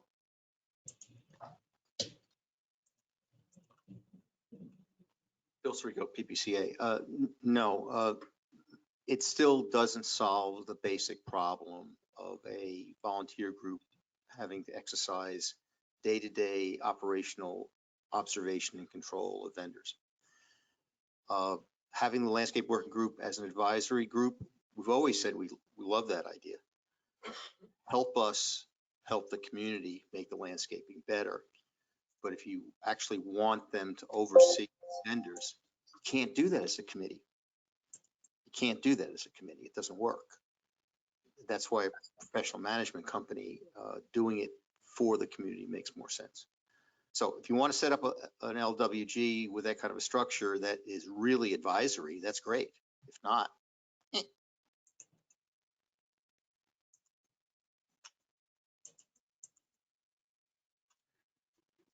What happened? Yes. We, Oh, everybody is contemplating how we, Oh, okay. I thought I lost you. Sorry. Sorry. No, it's quiet. how we address this. I had one question, because that's for clarification. Did I hear that the PPAC is going to have a subcommittee without a PPAC member? Is that what I heard? No, I don't think that's what you heard. No, I think it was one PPCA member, not the only member. No. I'm talking only the Pelican Reserve Advisory Committee is going to have a committee that does not have a Pelican Preserve Advisory Committee member. That's what I think I heard. Did I get it wrong? Bob, I'm not understanding. Okay, well, what was just said is we're going to have a PPCA member on it, which I have always agreed to. But I heard there's going to have 5 or 6 other residents on it. But I did not hear that one of them was going to be a PPAC member. So they would not, okay. So kind of like a staff liaison, one of the things that we're working on implementing is having a board member liaison for committees. So that board member would not, or like here, if you guys had subcommittees, if you had a pond subcommittee, for ponds, you would not be a member of that ponds subcommittee, but you would be the liaison between the subcommittee and the PPAC. So you don't count towards the member count. Correct. Just like we're staff liaisons, we're not a member of the committee. We don't count. We're not towards the count. Bob, does that help clarify? Yeah, and they're non-voting. They're just there to observe, right? Correct. So again, there's going to be a committee of the PPAC without a PPAC member. They will have a PPAC observer. Yes. So we would not have, so in other words, Doug would no longer be a member of PPAC? No, I wouldn't be a member of the subcommittee. He wouldn't be a member of the Microphone. subcommittee. And I would This is not getting so convoluted. It's ridiculous. committee, I'd be a member of PPCA. No. Okay. So let's say the subcommittee of ponds gets created. Okay. PPAC is an official committee. Doug, you would serve and volunteer as the liaison between, as a PPAC member, the liaison between the ponds subcommittee and this board. He is not a member of the ponds subcommittee, but he is a liaison between the two. Mhm. That's ridiculous. Same thing with the PPCA board. I mean, you have. Can't hear the person. One of the board members that sit on it just as an observer. Cannot hear you. Yeah, move forward.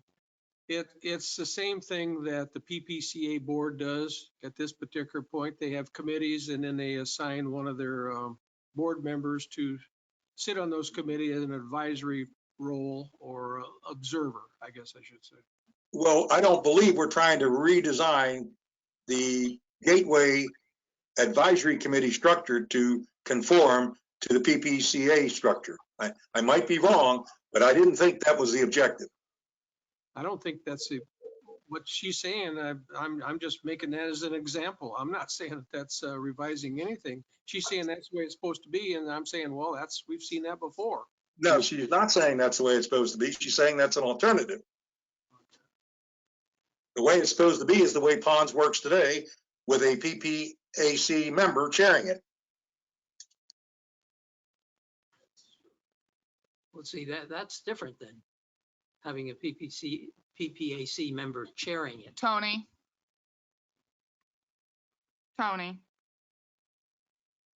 You're muted. Tony, you're muted. Are you on the line? Yep, I'm still here. Tony, to be clear, a PPAC member cannot sit on as a chair as part of the subcommittees, correct? Not necessarily. They could be on a subcommittee. Okay. It poses difficulties though, with communications, obviously. Yeah. So, I mean, I think that's problematic. I think you may want to have a liaison. Typically a liaison from like a board member or committee member to the subcommittee may be more appropriate. Is that something we have to settle right now?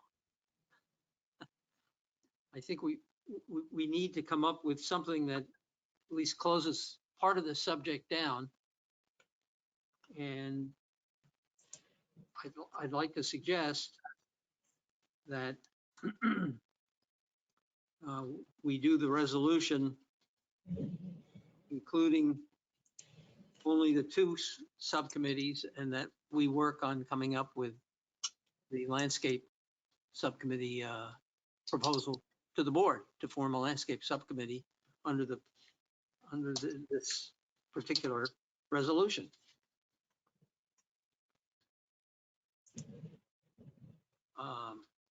Let me ask the members of the committee. Randy, where do you come out on this? Well, with my takeaway from the presentation that Tony had made, that there was an issue with having a liaison, such as myself, attending and talking to a safety and security group. Please speak up, Randy. But, Is your mic on? Button should be The up. button should, the red button should be up. It was my understanding from the presentation that Tony had made that there were some issues in terms of sunshine laws for myself as a liaison to actually talk with, discuss problems and or issues with the safety and security chairman and the other members. Now, I sat in on the meeting last week.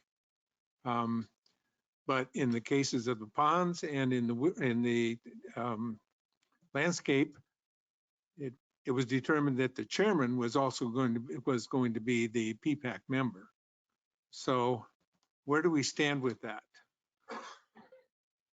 relative to the sunshine laws? Because this keeps coming up as another issue that we seem to violate. I'm getting very confused as to the organization and structure that's being taught. Are we talking about subcommittees where the chair would be a PPAC member, or subcommittees where a PPAC member is a liaison to the subcommittee?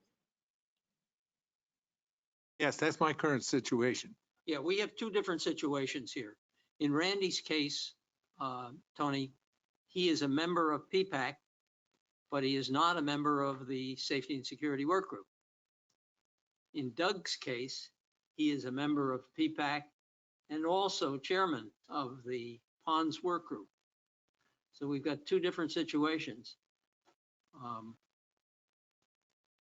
But if okay, the meetings of the Ponds Work Group where Doug is chair, who's also a PPAC member, and if Randy is also there and those meetings are held and noticed public meetings of the subcommittee or work group and minutes are taken, it is an open public meeting and it's not a violation of the sunshine law. Okay, so either of those setups will work. The key is noticed public meetings with minutes taken and promptly recorded, and there's no definition of promptly. Okay. And Eversman is currently chairman of the landscape, and PPAC has established a landscape work group. And the board approved it. Again, the key is that all of these communications with all, the PPAC member on the work group, PPAC liaison on the work, all occur at public meetings, noticed public meetings with minutes are taken. Great. Bob, I would submit that the PPAC couldn't create a landscape work group because the PPAC didn't exist. Say what? You did back in November of last year. It's in the minute. I understand that, but what I'm saying is I think it probably was not legal. Okay, no more illegal than ponds or security, but yes, I agree with you. To help move this along. Yep.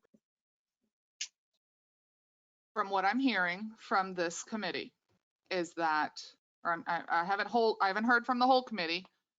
Carol's been pretty quiet. So is Mr. Grega. Oh, sorry about that. She's keeping her powder dry. Is in an effort to better communicate with the community association that this board may wish to have one of the members be a PPCA community association designee.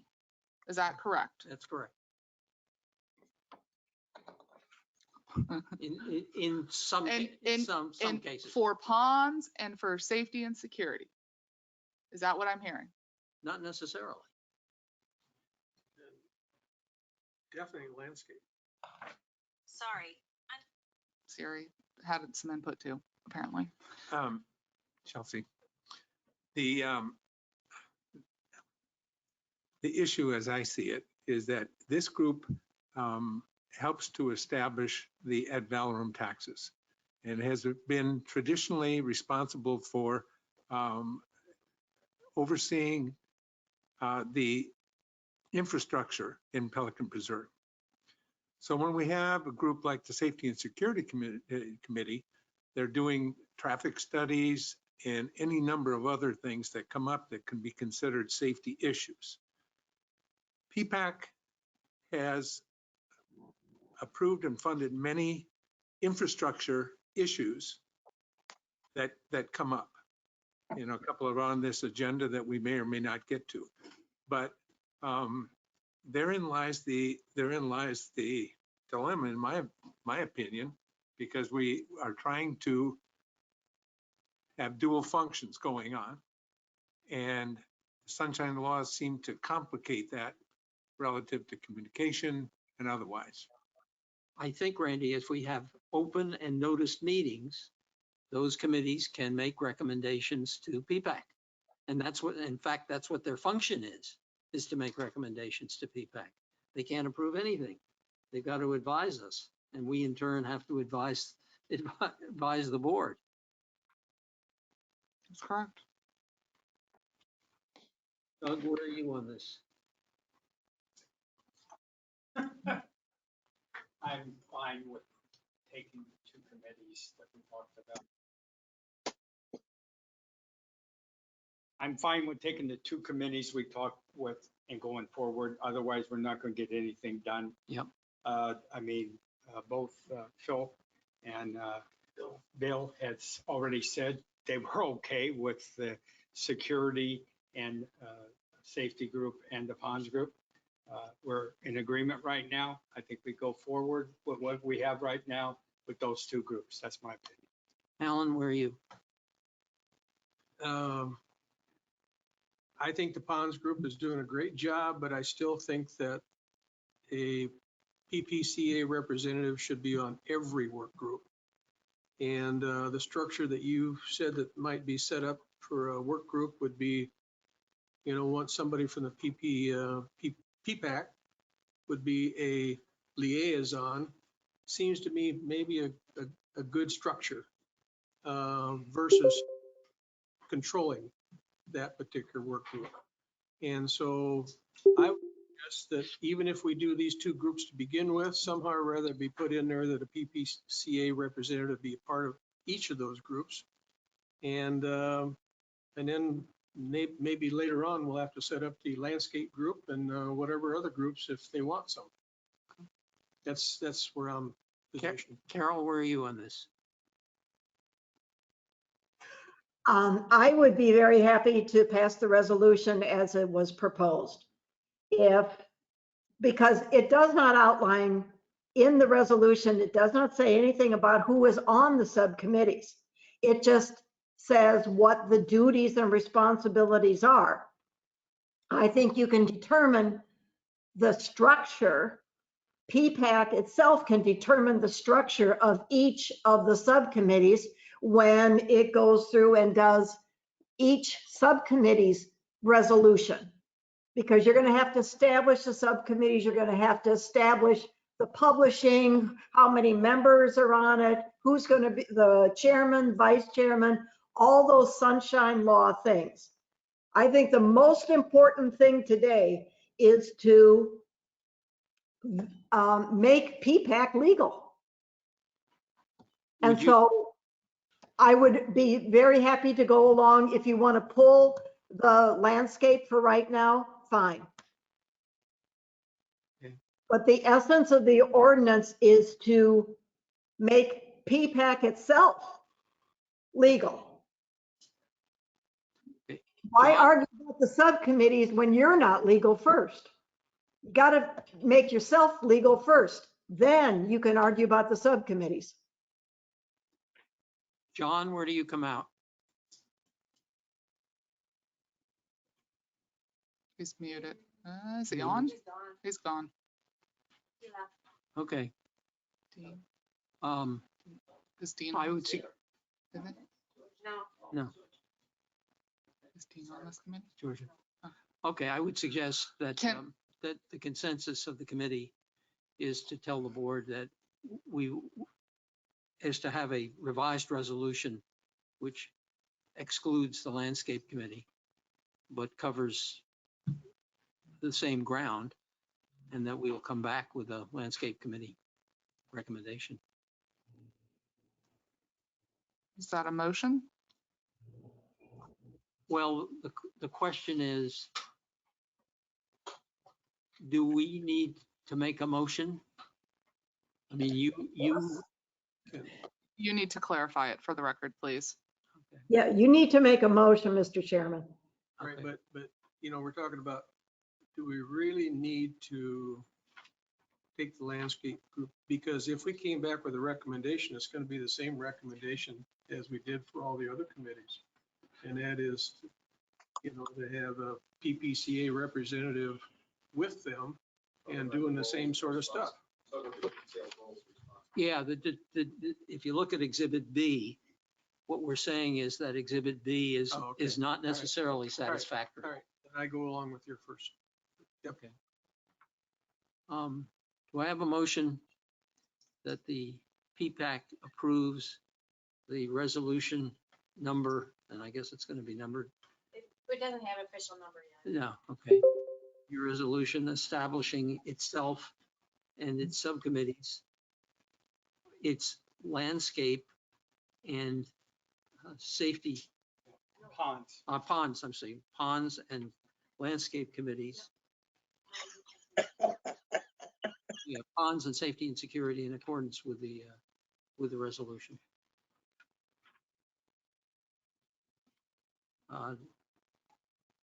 Mr. Chairman, I will so move. Hmm? I will move. So moved. Do we have a second? I'll do. Doug seconds it. Further discussion? Okay, so I'm assuming that, Can you call, are you discussing? yeah, I'm Okay. discussing. Okay. I am discussing. I am assuming that the staff will take care of revising the resolution to Yes, reflect yes. this And and Exhibit B. to yes, reflect and that this will be motion. presented to the board at the October 6th meeting as amended. Okay. Further discussion? Okay, all in favor? I'll take a voice vote here. Aye. Okay, I guess we have, Aye. John's back. John, you're back. I am back, but I missed a lot of the discussion, so I have to abstain rather than vote. I'm not sure what I'm voting on.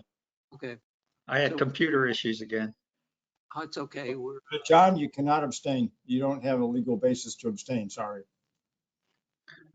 Okay. I'm sorry. Let me listen to how the other people vote, and then I will vote last. everybody has voted for the motion. All right, I will vote yes. Sorry about that, John. Somebody just cut me off during all the discussion. Motion passes 6-0.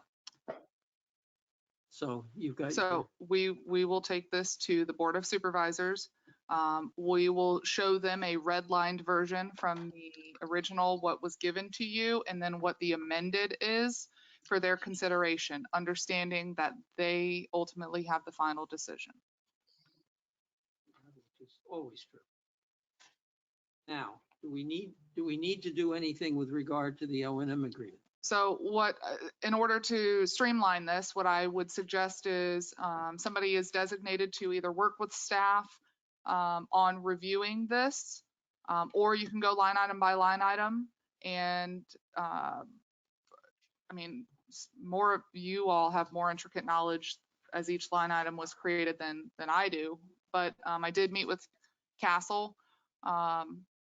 This needs to be updated, like I said, regardless. So if there wants to be a volunteer that can work directly with staff to try to get this updated in the next less than a week, we'd appreciate it. It would need to be done by Wednesday to give us time to get it formatted for the agenda published on Thursday.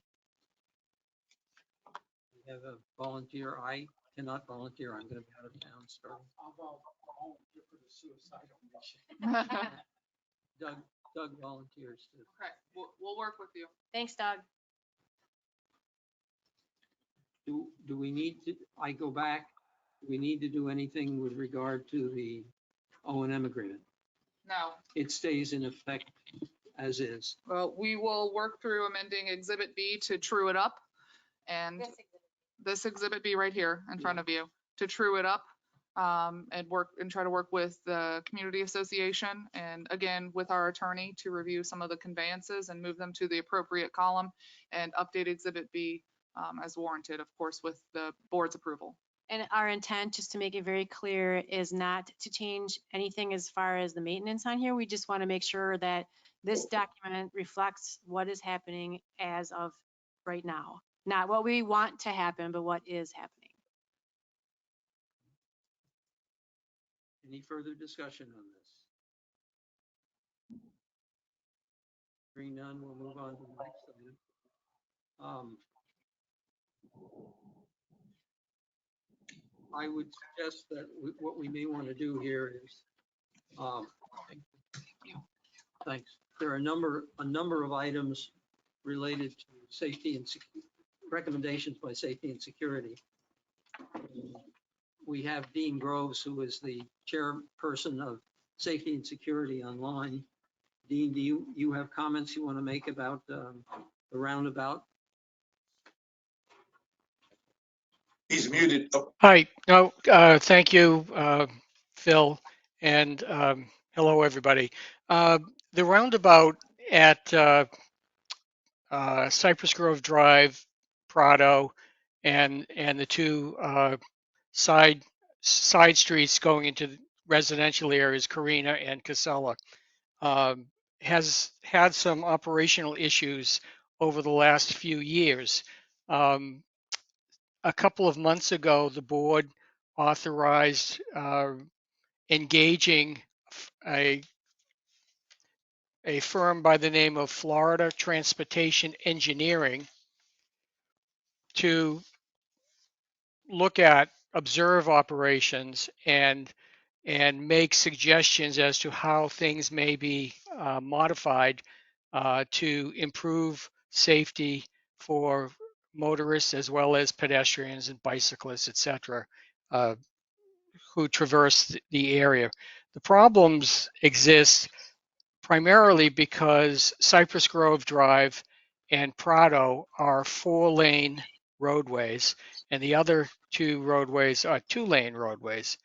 And when the 4-lane roadways, 2 lanes in each direction, approach the roundabout, the geometry of the roundabout, thank you, whoever's driving, thank you, I appreciate that. The geometry of the roundabout is not wide enough to accommodate 2 lanes of traffic. So if you were coming into the circle along Cypress Grove Drive and you were in the right-hand lane and you wanted to go to Prado, and there was someone in the left-hand lane that also wanted to go to Prado. You try to squeeze through the area and you increase the opportunities for side swipe accidents or crashes in the intersection. The same thing exists coming from Prado to Cypress Grove Drive. If you are coming into the intersection from Prado, a two-lane approach. If your desire is to go towards Pelican Preserve Boulevard and you were in the left-hand lane coming in, you have a tendency to squeeze out the traffic that's already in the right-hand lane trying to go that way. So the consultant made some recommendations, conceptual recommendations to modify the two-lane approaches. And if you could go to the drawing that is identified as page 11, if this is page 5, 6 more pages, I can Person who's briefly, has just left the room. okay. Could somebody advance the slides to page 11 of the report, or maybe it's page 44 of the attachment? My mouse to cooperate.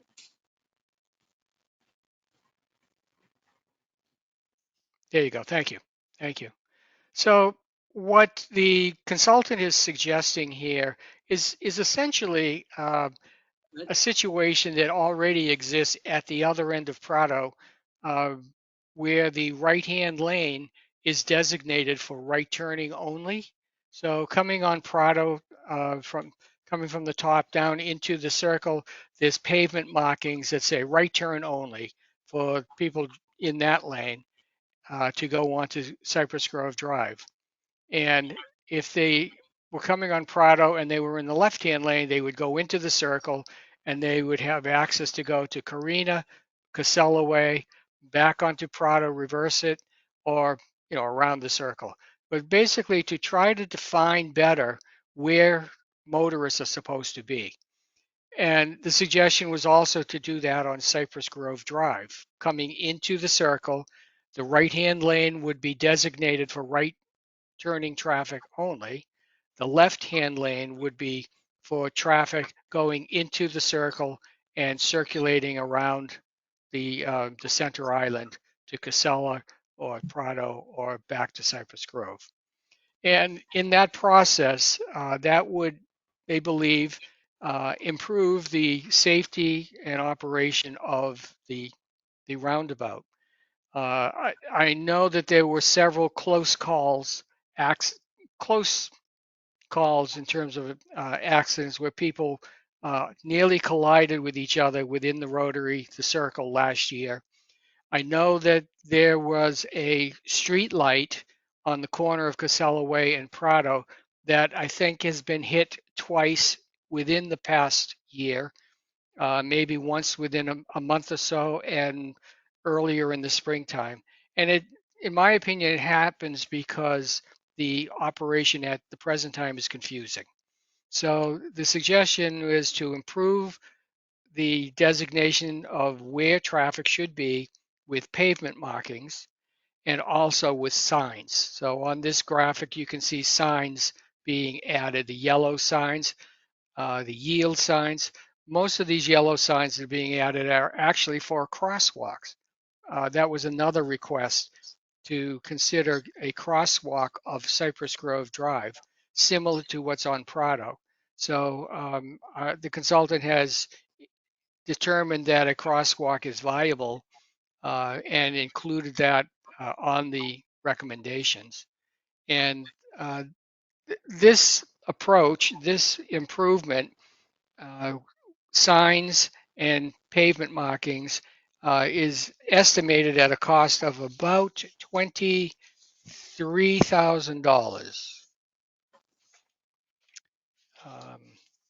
Dean, does that $23,600 based on Florida Department of Transportation unit prices for pavement markings and signs. and includes $5,000 for contingencies and about $2,400 for contractor mobilization. So I don't know if anyone has any questions or thoughts about this, but this is what the Safety and Security Work Group discussed at its meeting last week that Randy mentioned. And I offered to discuss it with the PPAC and anyone else who's in the room, if they have any questions. So this is a recommendation of the Safety and Security Subcommittee. Is that correct? That we go I didn't forward? think we could make recommendations, Phil, but if we can make recommendations, that's what exactly we would do. Based on the observations, we believe that this level of improvement is something that ought to be considered by PPAC for implementation. I think that since this was decided at an open committee meeting, I Yep. think you can make a recommendation. I don't think there's any problem with that. Well, so be it then. That's a recommendation. Further discussion. Do we have an audience member who wants to make it? Yes, Cece Haas from Casella. Just a quick question. The existing signs that show that people approaching the circle must yield to those in the circle, will those signs remain? Because if those were adhered to, I think it'd be a lot better off. Oh yeah, existing signs will remain. They may be adjusted, they may be moved a little bit, but yes, they will remain, and some additional yield signs would be added. Thank you. Any further questions of Dean? We have a motion to accept this recommendation. So moved. Should we make it a not to exceed $25,000? Fine. So moved. We have a second. Doug seconds it. Further discussion? Questions? Phil, just a comment. The Carina Street at the bottom, isn't that Pistoia Drive? Just update the No. drawing. Oh, it's No. not? No, Oh, it's Pistoia Community, but still Carina Drive. no, it's not Pistoia. It's at the other end. It's at the end of Cypress Grove Drive. Carina Drive intersects this intersection here. Well, how do you get Pistoia is north of here. Yeah. Pistoia is at the I'm other. turning around, okay. This looked convoluted, sorry. It's confusing, Bob. Assume we have funds in the budget to be able to do this. Well, therein lies the question, where do these funds come from? We currently have a line item with the O&M agreement, and we have basically committed all of those funds toward the traffic light and backup generator. So I think this is going to have to fall into next year's budget. I mean, that's not far away. I mean, we're talking about 10 days. Yeah. But but these came from the O&M agreement. So I think we need to establish where this comes from. It's clearly a traffic road issue. Okay. Carol, will you amend your motion to say that it will be included in that the funds will be taken from next year's budget if necessary? Yes. Let me amend the motion to say that why can't we just take them from reserves? Huh? Okay. Why can't we just take them from reserves? Okay, yes. That has the same effect because if there's any okay, yep. So you want to amend it from reserves? I move that we do this, taking the money from our reserve account. Okay. I second. Okay. Randy seconds it. No, actually, it's probably a good idea. Okay. 4,900. That's all left. Any further discussion? If not, all in favor? Aye. Aye. Aye. John, did I hear an aye from you? Aye, yes. It passes 6-0. Okay. Moving on. Thank you. I'd like to go to the generator. I'd like to skip F for the moment. Go to the installation of the generator at the guardhouse. I think we've already passed this. Is that right, Randy? We have, and as of an email that Scott sent to me 2 weeks ago, I believe, that generator, the gas company, I think it was, had a 10-week lead time. So there's probably still another couple of months.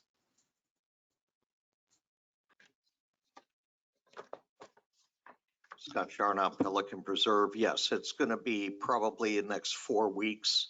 Also, I received an email from the contractor yesterday afternoon stating he needed additional information from the engineer because it's near a floodplain, so they need an elevation study. So I have forwarded that to the district staff, and they'll have to address that with Tetra Tech. That's all I have. Could cost us more money is what we're saying here. Yes. But hopefully it will all end at the same time so we get it installed. Okay. We'll get the permit at the same time as we get the gas company out there. Okay. Now, Scott, it was West Coast Lighting was going to do the permitting process. Yes, and the city said that they needed more information to issue the permit. Could you address the grounding for that project? As we've had a lot of lightning strikes. Yes. And well, the grounding is going to take place at the same time as the generator goes in. Thank you. You're welcome. Okay, any more discussions on that one? Randy, any more comments you need to make? Iguanas in Verona.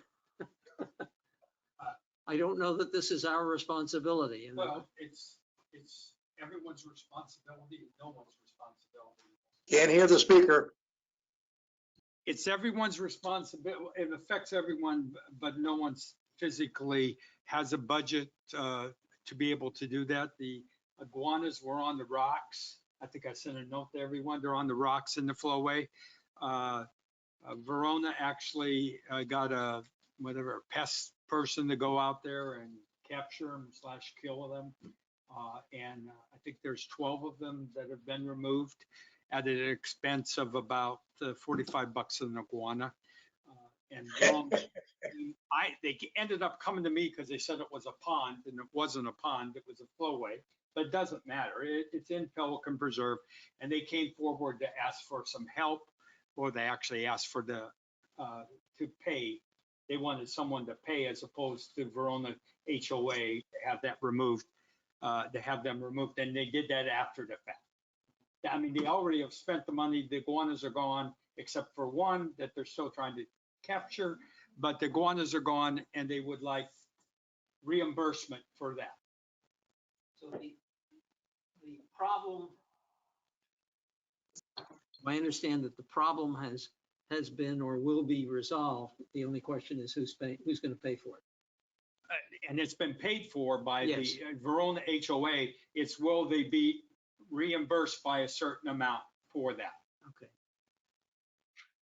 Well, at 45 bucks, That's $1,000. we're talking about $600 or $500. Right. Is that right? Right. Exactly. Well, Verona is a pretty small HOA. 40 some odd, I think, something like that. But yeah, I agree. Yeah. What's the consensus of the committee? Anybody comments on this? I guess I don't see it as a PPAC responsibility, but Okay. I agree. I don't see it comes under our purview. I mean, I'm sympathetic, but it's not infrastructure. Carol, you come out. Carol, are you with us? Yeah, she's there. I'm here. Where do you come out on this one? I don't know. I guess I applaud them for taking care of of the issue. You're right, it's not really a P-PAC issue. It's a varmint issue. Um, Okay. I don't John? know. I don't know. Yeah. Yeah, I was going to say, it That's seems where they started. it's more of a community. Scott, they started there. Okay. Okay. Let's leave this. Yeah, they did, because I got the note from them that you directed them to me in the ponds group. My sense of this is that my sense of this is that the PPAC does not want to do this, but we will refer them to the community. More appropriate. Yep. Okay. Doug, will you take care of having them call somebody? I'll have one. Okay. Safety and Security Work Group report. Randy, anything further you want to report? Laura, can you find that, pull it up? Sorry. I had to step out to deal with a issue. Basically, we had 3 items that were on there. The first has been covered by Dean and appropriately discussed and approved, and that was the issue of the traffic study. That is the most current item that had been under consideration. We've also talked about the backup generator, and it's been another long-term delivery, both not so much for the generator as the gas portion of it. But Can I make my, I have some input on that. They actually have an item on there in my 7G about that generator. Okay. So if you were done, if you were gonna move on to the next topic, I just figured I would squeeze mine in there quick. I've been in discussions with Erica, who's the rep from TICO, and we learned that she said that there's a almost $4,000 cost. It's called, I left it on my desk. It's like a construction aid cost. It's $3,000. I put it in my item, $860 that would be expected to be paid in order to have the gas line run there. That's in addition to the amount that you already approved. We did discover that there is a gas main that is in that general vicinity. So we're trying to work with Tetra Tech and TICO to figure out, do we really need to run the line the whole way? Is the line already there? We just need to have a short run to connect it. So I think there's some confusion there, but I just wanted you to be very aware that there is a potential of an additional $4,000 cost with this project.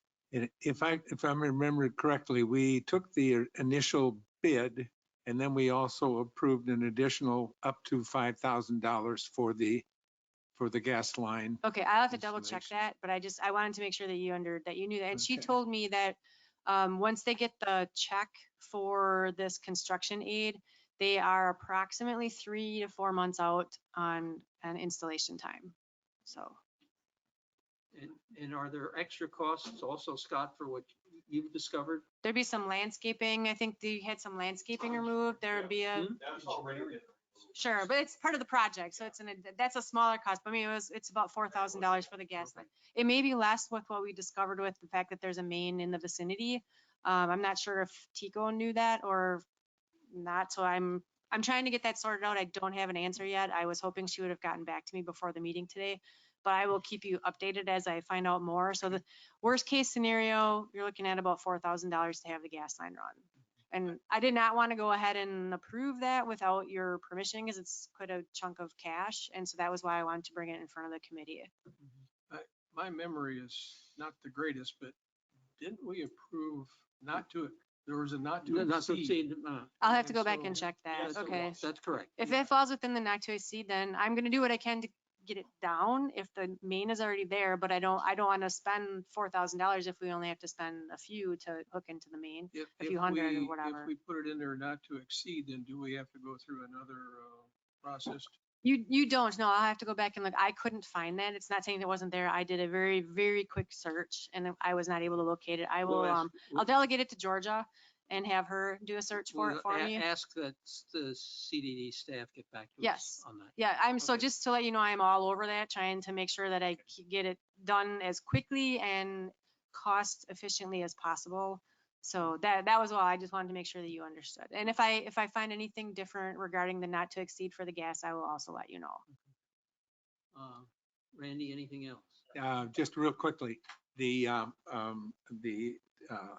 street light for Pelican Preserve in Cypress. Yep. I don't know if we have anything new on that, but just as a reminder, this group had looked at the options and studied a recommendation by Tetra Tech that was kind of multiple stoplights and approximately $60,000. So traffic studies that were done and time stamped indicated that the traffic during the darkness or the low light conditions amounts to 12 to 15% of the total traffic. And over a 3-month study, in each one of those cases, there were something like a total of 300 to 350 cars. So it's easy to say that that it's clearly a dark intersection. It's harder to make the case that it's a true safety issue. Having said that, we used those traffic studies to inform our decision and made the determination that we would put in one dual lamp, that light fixture that is used in a number of places in Pelican Preserve. And to my understanding, we had 12-week lead time to get that fixture, and we probably still have half of it or so. So it's a long-term lead time again. We had already approved it. Right? We've approved it, Yep. yes. And some of the deposits have been made, in the attempt to make sure that they were put into this year's budget before it went into reserves. Okay. Anything further? That's it for me. Okay. Doug? Can you put it up, the ponds group? We're probably getting into the ponds group 2 to 3 calls per day on the high water level, just like I'm sure Laura is within Gateway. That's actually what I had to Scott step out is, for. And Nick, so I would respond to them, but there's nothing that really can be done. Bill, you got copied on one of those notes. I want to talk, I got some pictures in there, you don't have to show them. The only thing is, this is this home here, these homes right here, that I don't know if you can see them there, but the homes right there are the ones that have been flooded during Irma. And that's why I go out on that pond and clean the grate, because I meet with this homeowner every morning because he's worried about the water coming up. It's going the opposite direction now. The water is receding, but I just wanted you to see that. Go to the further on, budget-wise, we're in good shape. I think we're about 94%. This one here, I want to show you. This is going to PPAC or to Gateway CDD board for approval on the 6th. We're changing vendors from CES for the aeration maintenance. Today we're spending $23,400 for, you see that there, $23,400. We're going to $34,000. But as part of that, we're reducing the power. They came back with a plan to reduce the power. $80,000 a year is what our power cost is for our aeration. They came forward with a plan to be able to reduce that to $40,000. So we're going from $103,300 on aeration to $74,000 on aeration. In the past, this would never have went to the CDD board. It would have just been Laura to be able to approve that. They've changed some of the process, and this will go to the board. So I would like a recommendation that we go with the $74,000 plan. Are you making a motion? Yes, I'd like to make a motion to approve the $74,000 versus. So approve Superior Water Management. Correct. Okay. And by the way, this is all within budget. And the 23,400 is what we're paying today per year. How do they use the power? Two things they're doing, they come up, they're doing timers. So that one option is timers, the other option is to reduce the number of compressors. Those are the two options they're doing. So you're making that motion. Do I have a second? I have a second. I'll second that. Okay, John seconds it. We'll take John's second. Any further discussion? If not, all in favor? Aye. Aye. The last thing there This is 6-0. at the bottom there, Yep. that I'm not going forward to the CDD. We'll talk about this in the next meeting. This is year 7 of the drainage between the homes. This is year 7. Last year in December, I presented to you a plan for year 6, 7, and 8. We approved year 6, which we will be completed here at the end of this month. This is the money to start year 7. It's 276,299,000 is in the budget, but we aren't doing it. I just want to bring it to your attention so it doesn't surprise you next month when we meet. All right. Any questions of Doug? No, I have before you go on to the next item, you were too fast for me. I wanted to add something under safety and security. Yes, we were going to put that, I was going to put that under member items and report. Okay. So we'll get to you. Okay. This may not be for Doug, but it's a drainage issue going to the club at Vienna or what? When it rains so bad, you know, it does not drain in that one area there. And I mean, I went through it with the car and the You're car. talking about going to the town center from the. Yes. Yeah. I mean, That is the PPCA issue, but that doesn't mean I don't have my own issues. We're aware of it. Yeah, It's so. gonna be difficult for that to go away.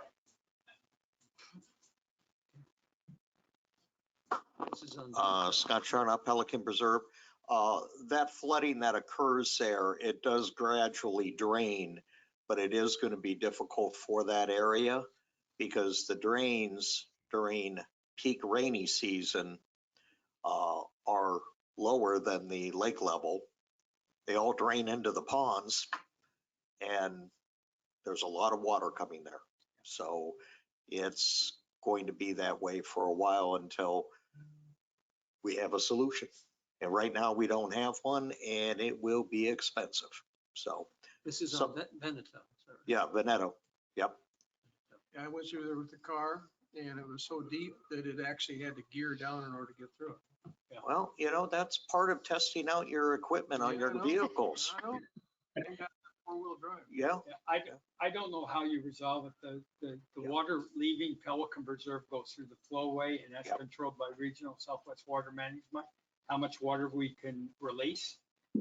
And then the ponds flow into there and they're over the banks, the flowways over the banks, and all those drains you're talking about flow into the ponds when they're above.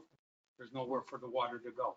We're actually, that's what I had to step out for, was Channel 2 called to do an interview regarding all the high levels of water and the flooding. And that's exactly what we told them, that everything is draining like it's supposed to. The water is moving. It's moving. And there's just, I mean, if the water in the pond is this high and the place it's supposed to go in is here, it can't go if it's below the level of the pond. The only thing I will say there is just I thank Chelsea for calling me yesterday and telling me that you guys were looking at lowering the weirs in Gateway, which, you know, that means for us, that means more water comes down our way.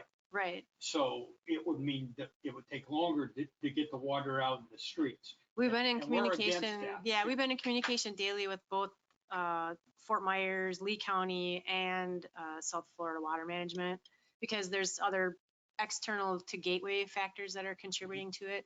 So we're working on it daily, monitoring, talking, keeping tabs on everything to make sure everything keeps going like it's supposed to. It is worth mentioning to all of our residents that the community was designed for the streets to hold water, not for residences to get wet, but for the streets to hold water. They're part of the system. Correct. And it almost worked during Irma. Almost, Almost. And we've been one building, one checking building. inlets and everything too, so Okay. we're all Okay. over it. Thank you all. Good discussion. Anything else on ponds, Doug? If anyone, whoever was scheduled for the 6th to go to CDD, I have to go to present the proposal, so I'm gonna go anyway. There's no one else. Whoever had the 6th don't need to show up, is what I'm saying. Well, we didn't really set anybody for that. I will be there. Okay. Okay. Member items and report. Yeah, let's get to the, who will attend the next time. So you're going on the 6th? Yes. Will there be a meeting on the 20th, Yes, Laura? yes. Okay. We have a volunteer for the meeting on the 20th. I will attend the meeting on the 20th. Never mind, Randy. Okay. There's also won't do another one. November? We'll have one more before your next meeting as well. Okay. And, whoops, let me get the calendar here. On November 3rd, because your next meeting wouldn't be until normally the second Thursday, which is the 10th. So Right. there'll also be a meeting on the 3rd of November. So we have October 6th, October 20th, and November 3rd before you The meet one again. after that is November what? Well, Mr. Chairman, I'll be going to all those meetings, so I can do it. Okay, you can do it, but of course, you won't be any good to us after the year. Yeah, after November. That'll be But her. Thank her- you, Carol. I know, but it's before the election, so That'll be your last one as a PPAC Oh, committee yeah. person. I'll do it will on the 12th. Okay, Carol. The 17th? Carol, we'll put you down for the November 3rd. November. November 17th is when they'll do the 276. Okay, so Doug is gonna take November 17th, and then you guys are covered through October and November. Okay. Our next meeting, 13th. And the 6th is Carol, is that right? Right. Yes, Okay, November. of November, I mean, November 6th. November 6th. Whoa, no, November, is it 3rd or 6th? Third. 3rd. November 3rd. 3rd. Okay. And Doug, you're taking October 6th And November 17th. and November 17th, right? Okay. So your next meeting would be, if you meet like tradition, the second Thursday of October would be the 13th 13th. of And October. if we don't have that meeting for whatever reason, this is going to be presented at the Well, November we should have, 17th. there's no reason we shouldn't have that meeting. That's a regular meeting date. We should be having And that. I think meeting. everybody's back then. Oh, yeah, hopefully. I'm back. Okay. Let's go on. Dean, you had comments you wanted to make? Yes, this is probably an old sore subject, but I wanted to bring up the rumble strips on Veneto Drive. I'm looking to see who leaves the room. Nobody left. Okay. About 2 years ago, well, it was actually more than 2 years ago, rumble strips were installed with neighborhood support to try to make exiting Vicenza more safe by slowing traffic on Veneto. 15 mile per hour is the posted speed limit. Almost immediately, vehicles and golf carts started to veer across the double yellow center line to avoid the rumble strips. These strips are 3/8 of an inch high and 4 inches wide. The motorists were driving recklessly, basically to avoid driving over the strips. It created a dangerous condition, and temporarily, for over 2 years, we had traffic cones set out along the center line to try to keep people in their lanes. It had some effect of doing that, but not entirely. About 2 weeks ago, there were more complaints that were registered. I know I got some complaints. I think Phil got some complaints, and others that may be in the room got complaints. I don't know. And it was decided to remove the orange cones initially to see what kind of effect that has. And I don't know whether anyone has observed motorists driving across the double yellow lines since this time. But the question still remains, what do we do next? And and I know that this has been a sore subject and discussed a lot, but whatever is to be done next, if it entails adding any other modifications or removing the existing strips, we need to have a public process that involves the adjacent neighborhood, Vicenza, who would have to demonstrate support. I think the city requires something like a 2/3 of vote of support for the whatever change is proposed, so that we could move forward. I would like to consider using the Florida Transportation Engineering Company that we just spoke of, their report at the roundabout. I felt they did a very thorough job for a very modest investment, and ask them to have an observations and report on what they would recommend gets done out here. I would estimate a budget of about $3,500 to do this observation and memo to have some recommendations. We have a comment from the audience.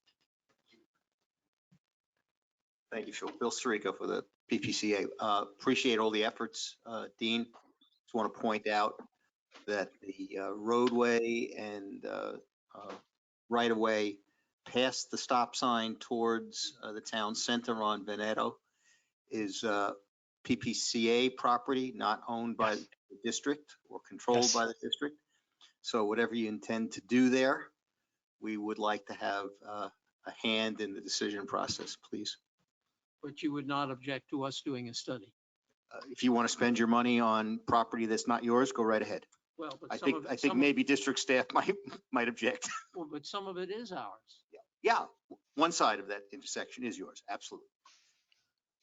It's just the most critical portion of the intersection is coming from Pelican Preserve Boulevard towards the town center.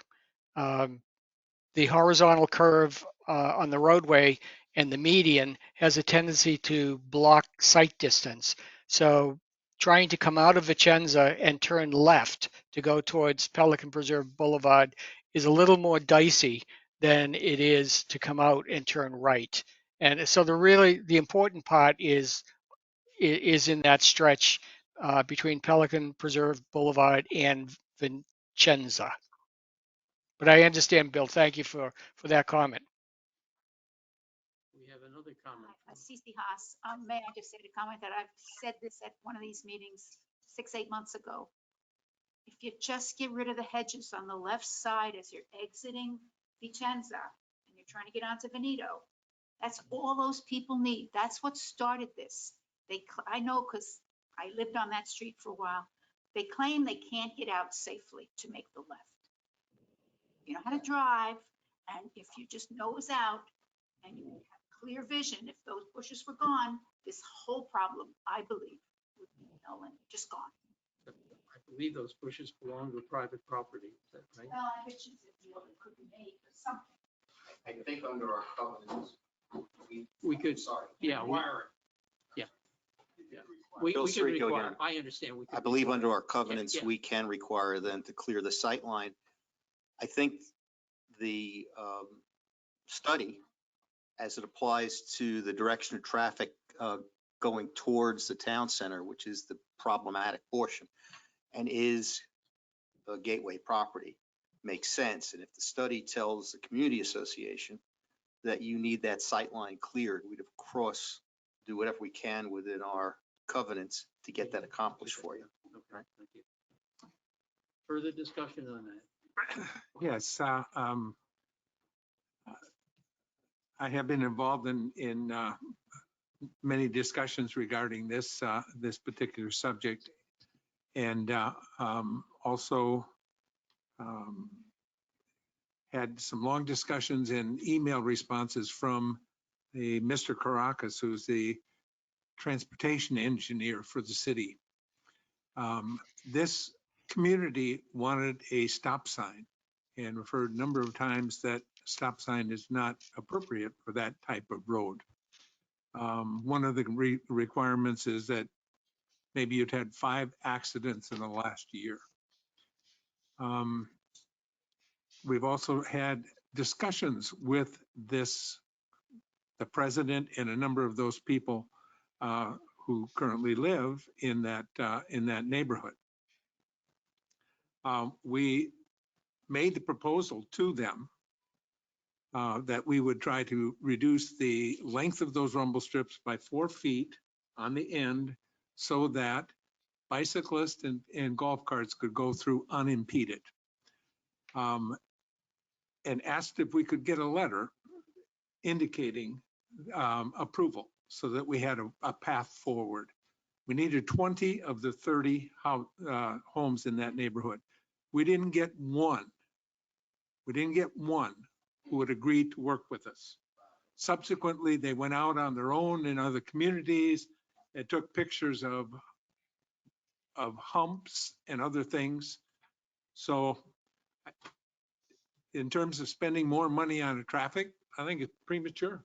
I mean, if they will not give us some kind of work, and the engineer that I spoke with said a traffic hump prior to their street would probably cost $20,000. And if we elevated that entire section that's right where the street comes in, it might be $40,000. Now, maybe the community center can take their rumble strips off and we leave the others in place. But I think it's time we all make an adult decision on this and leave them alone, because we're not getting help from that neighborhood. And there are 30 houses compared to nearly 2,500 in the rest of the community. Dean, I am really reluctant to spend additional money. I mean, we can get it, we can get recommendations, but if we don't have some kind of memo of understanding from that neighborhood, then we've just spent money needlessly, in my view. Now, I'm not unsympathetic to the fact that they're concerned about speed limits, but the rumble strips have, in fact, shown some reduction in the cost, and we can't seem to modify behavior. If they're going to go around, across the double yellow line, we can't do anything. And the orange cones didn't make any difference. Dean, was there any discussion of this at your committee meeting? Yes, there was discussion, and the recommendation was to bring it back to PPAC and request approval to engage Florida transportation engineers to do a concept level study. Okay. Any other discussion on this? So are you making a motion? You want somebody to make a motion to spend the money to do that? I would like that, yes. I think it's important to try to resolve the matter. It's unresolved at the present time. Randy's recollection is pretty accurate on the opinion of the neighbors, but one of the things that they were strongly opposed to was making it so that golf carts could drive unimpeded, because golf carts are part of the problem, especially coming in to the community. The newer golf carts drive a lot faster than the older golf carts. So it's part of the problem. So what is the solution? Is there a solution? Maybe removing the rumble strips altogether is the answer.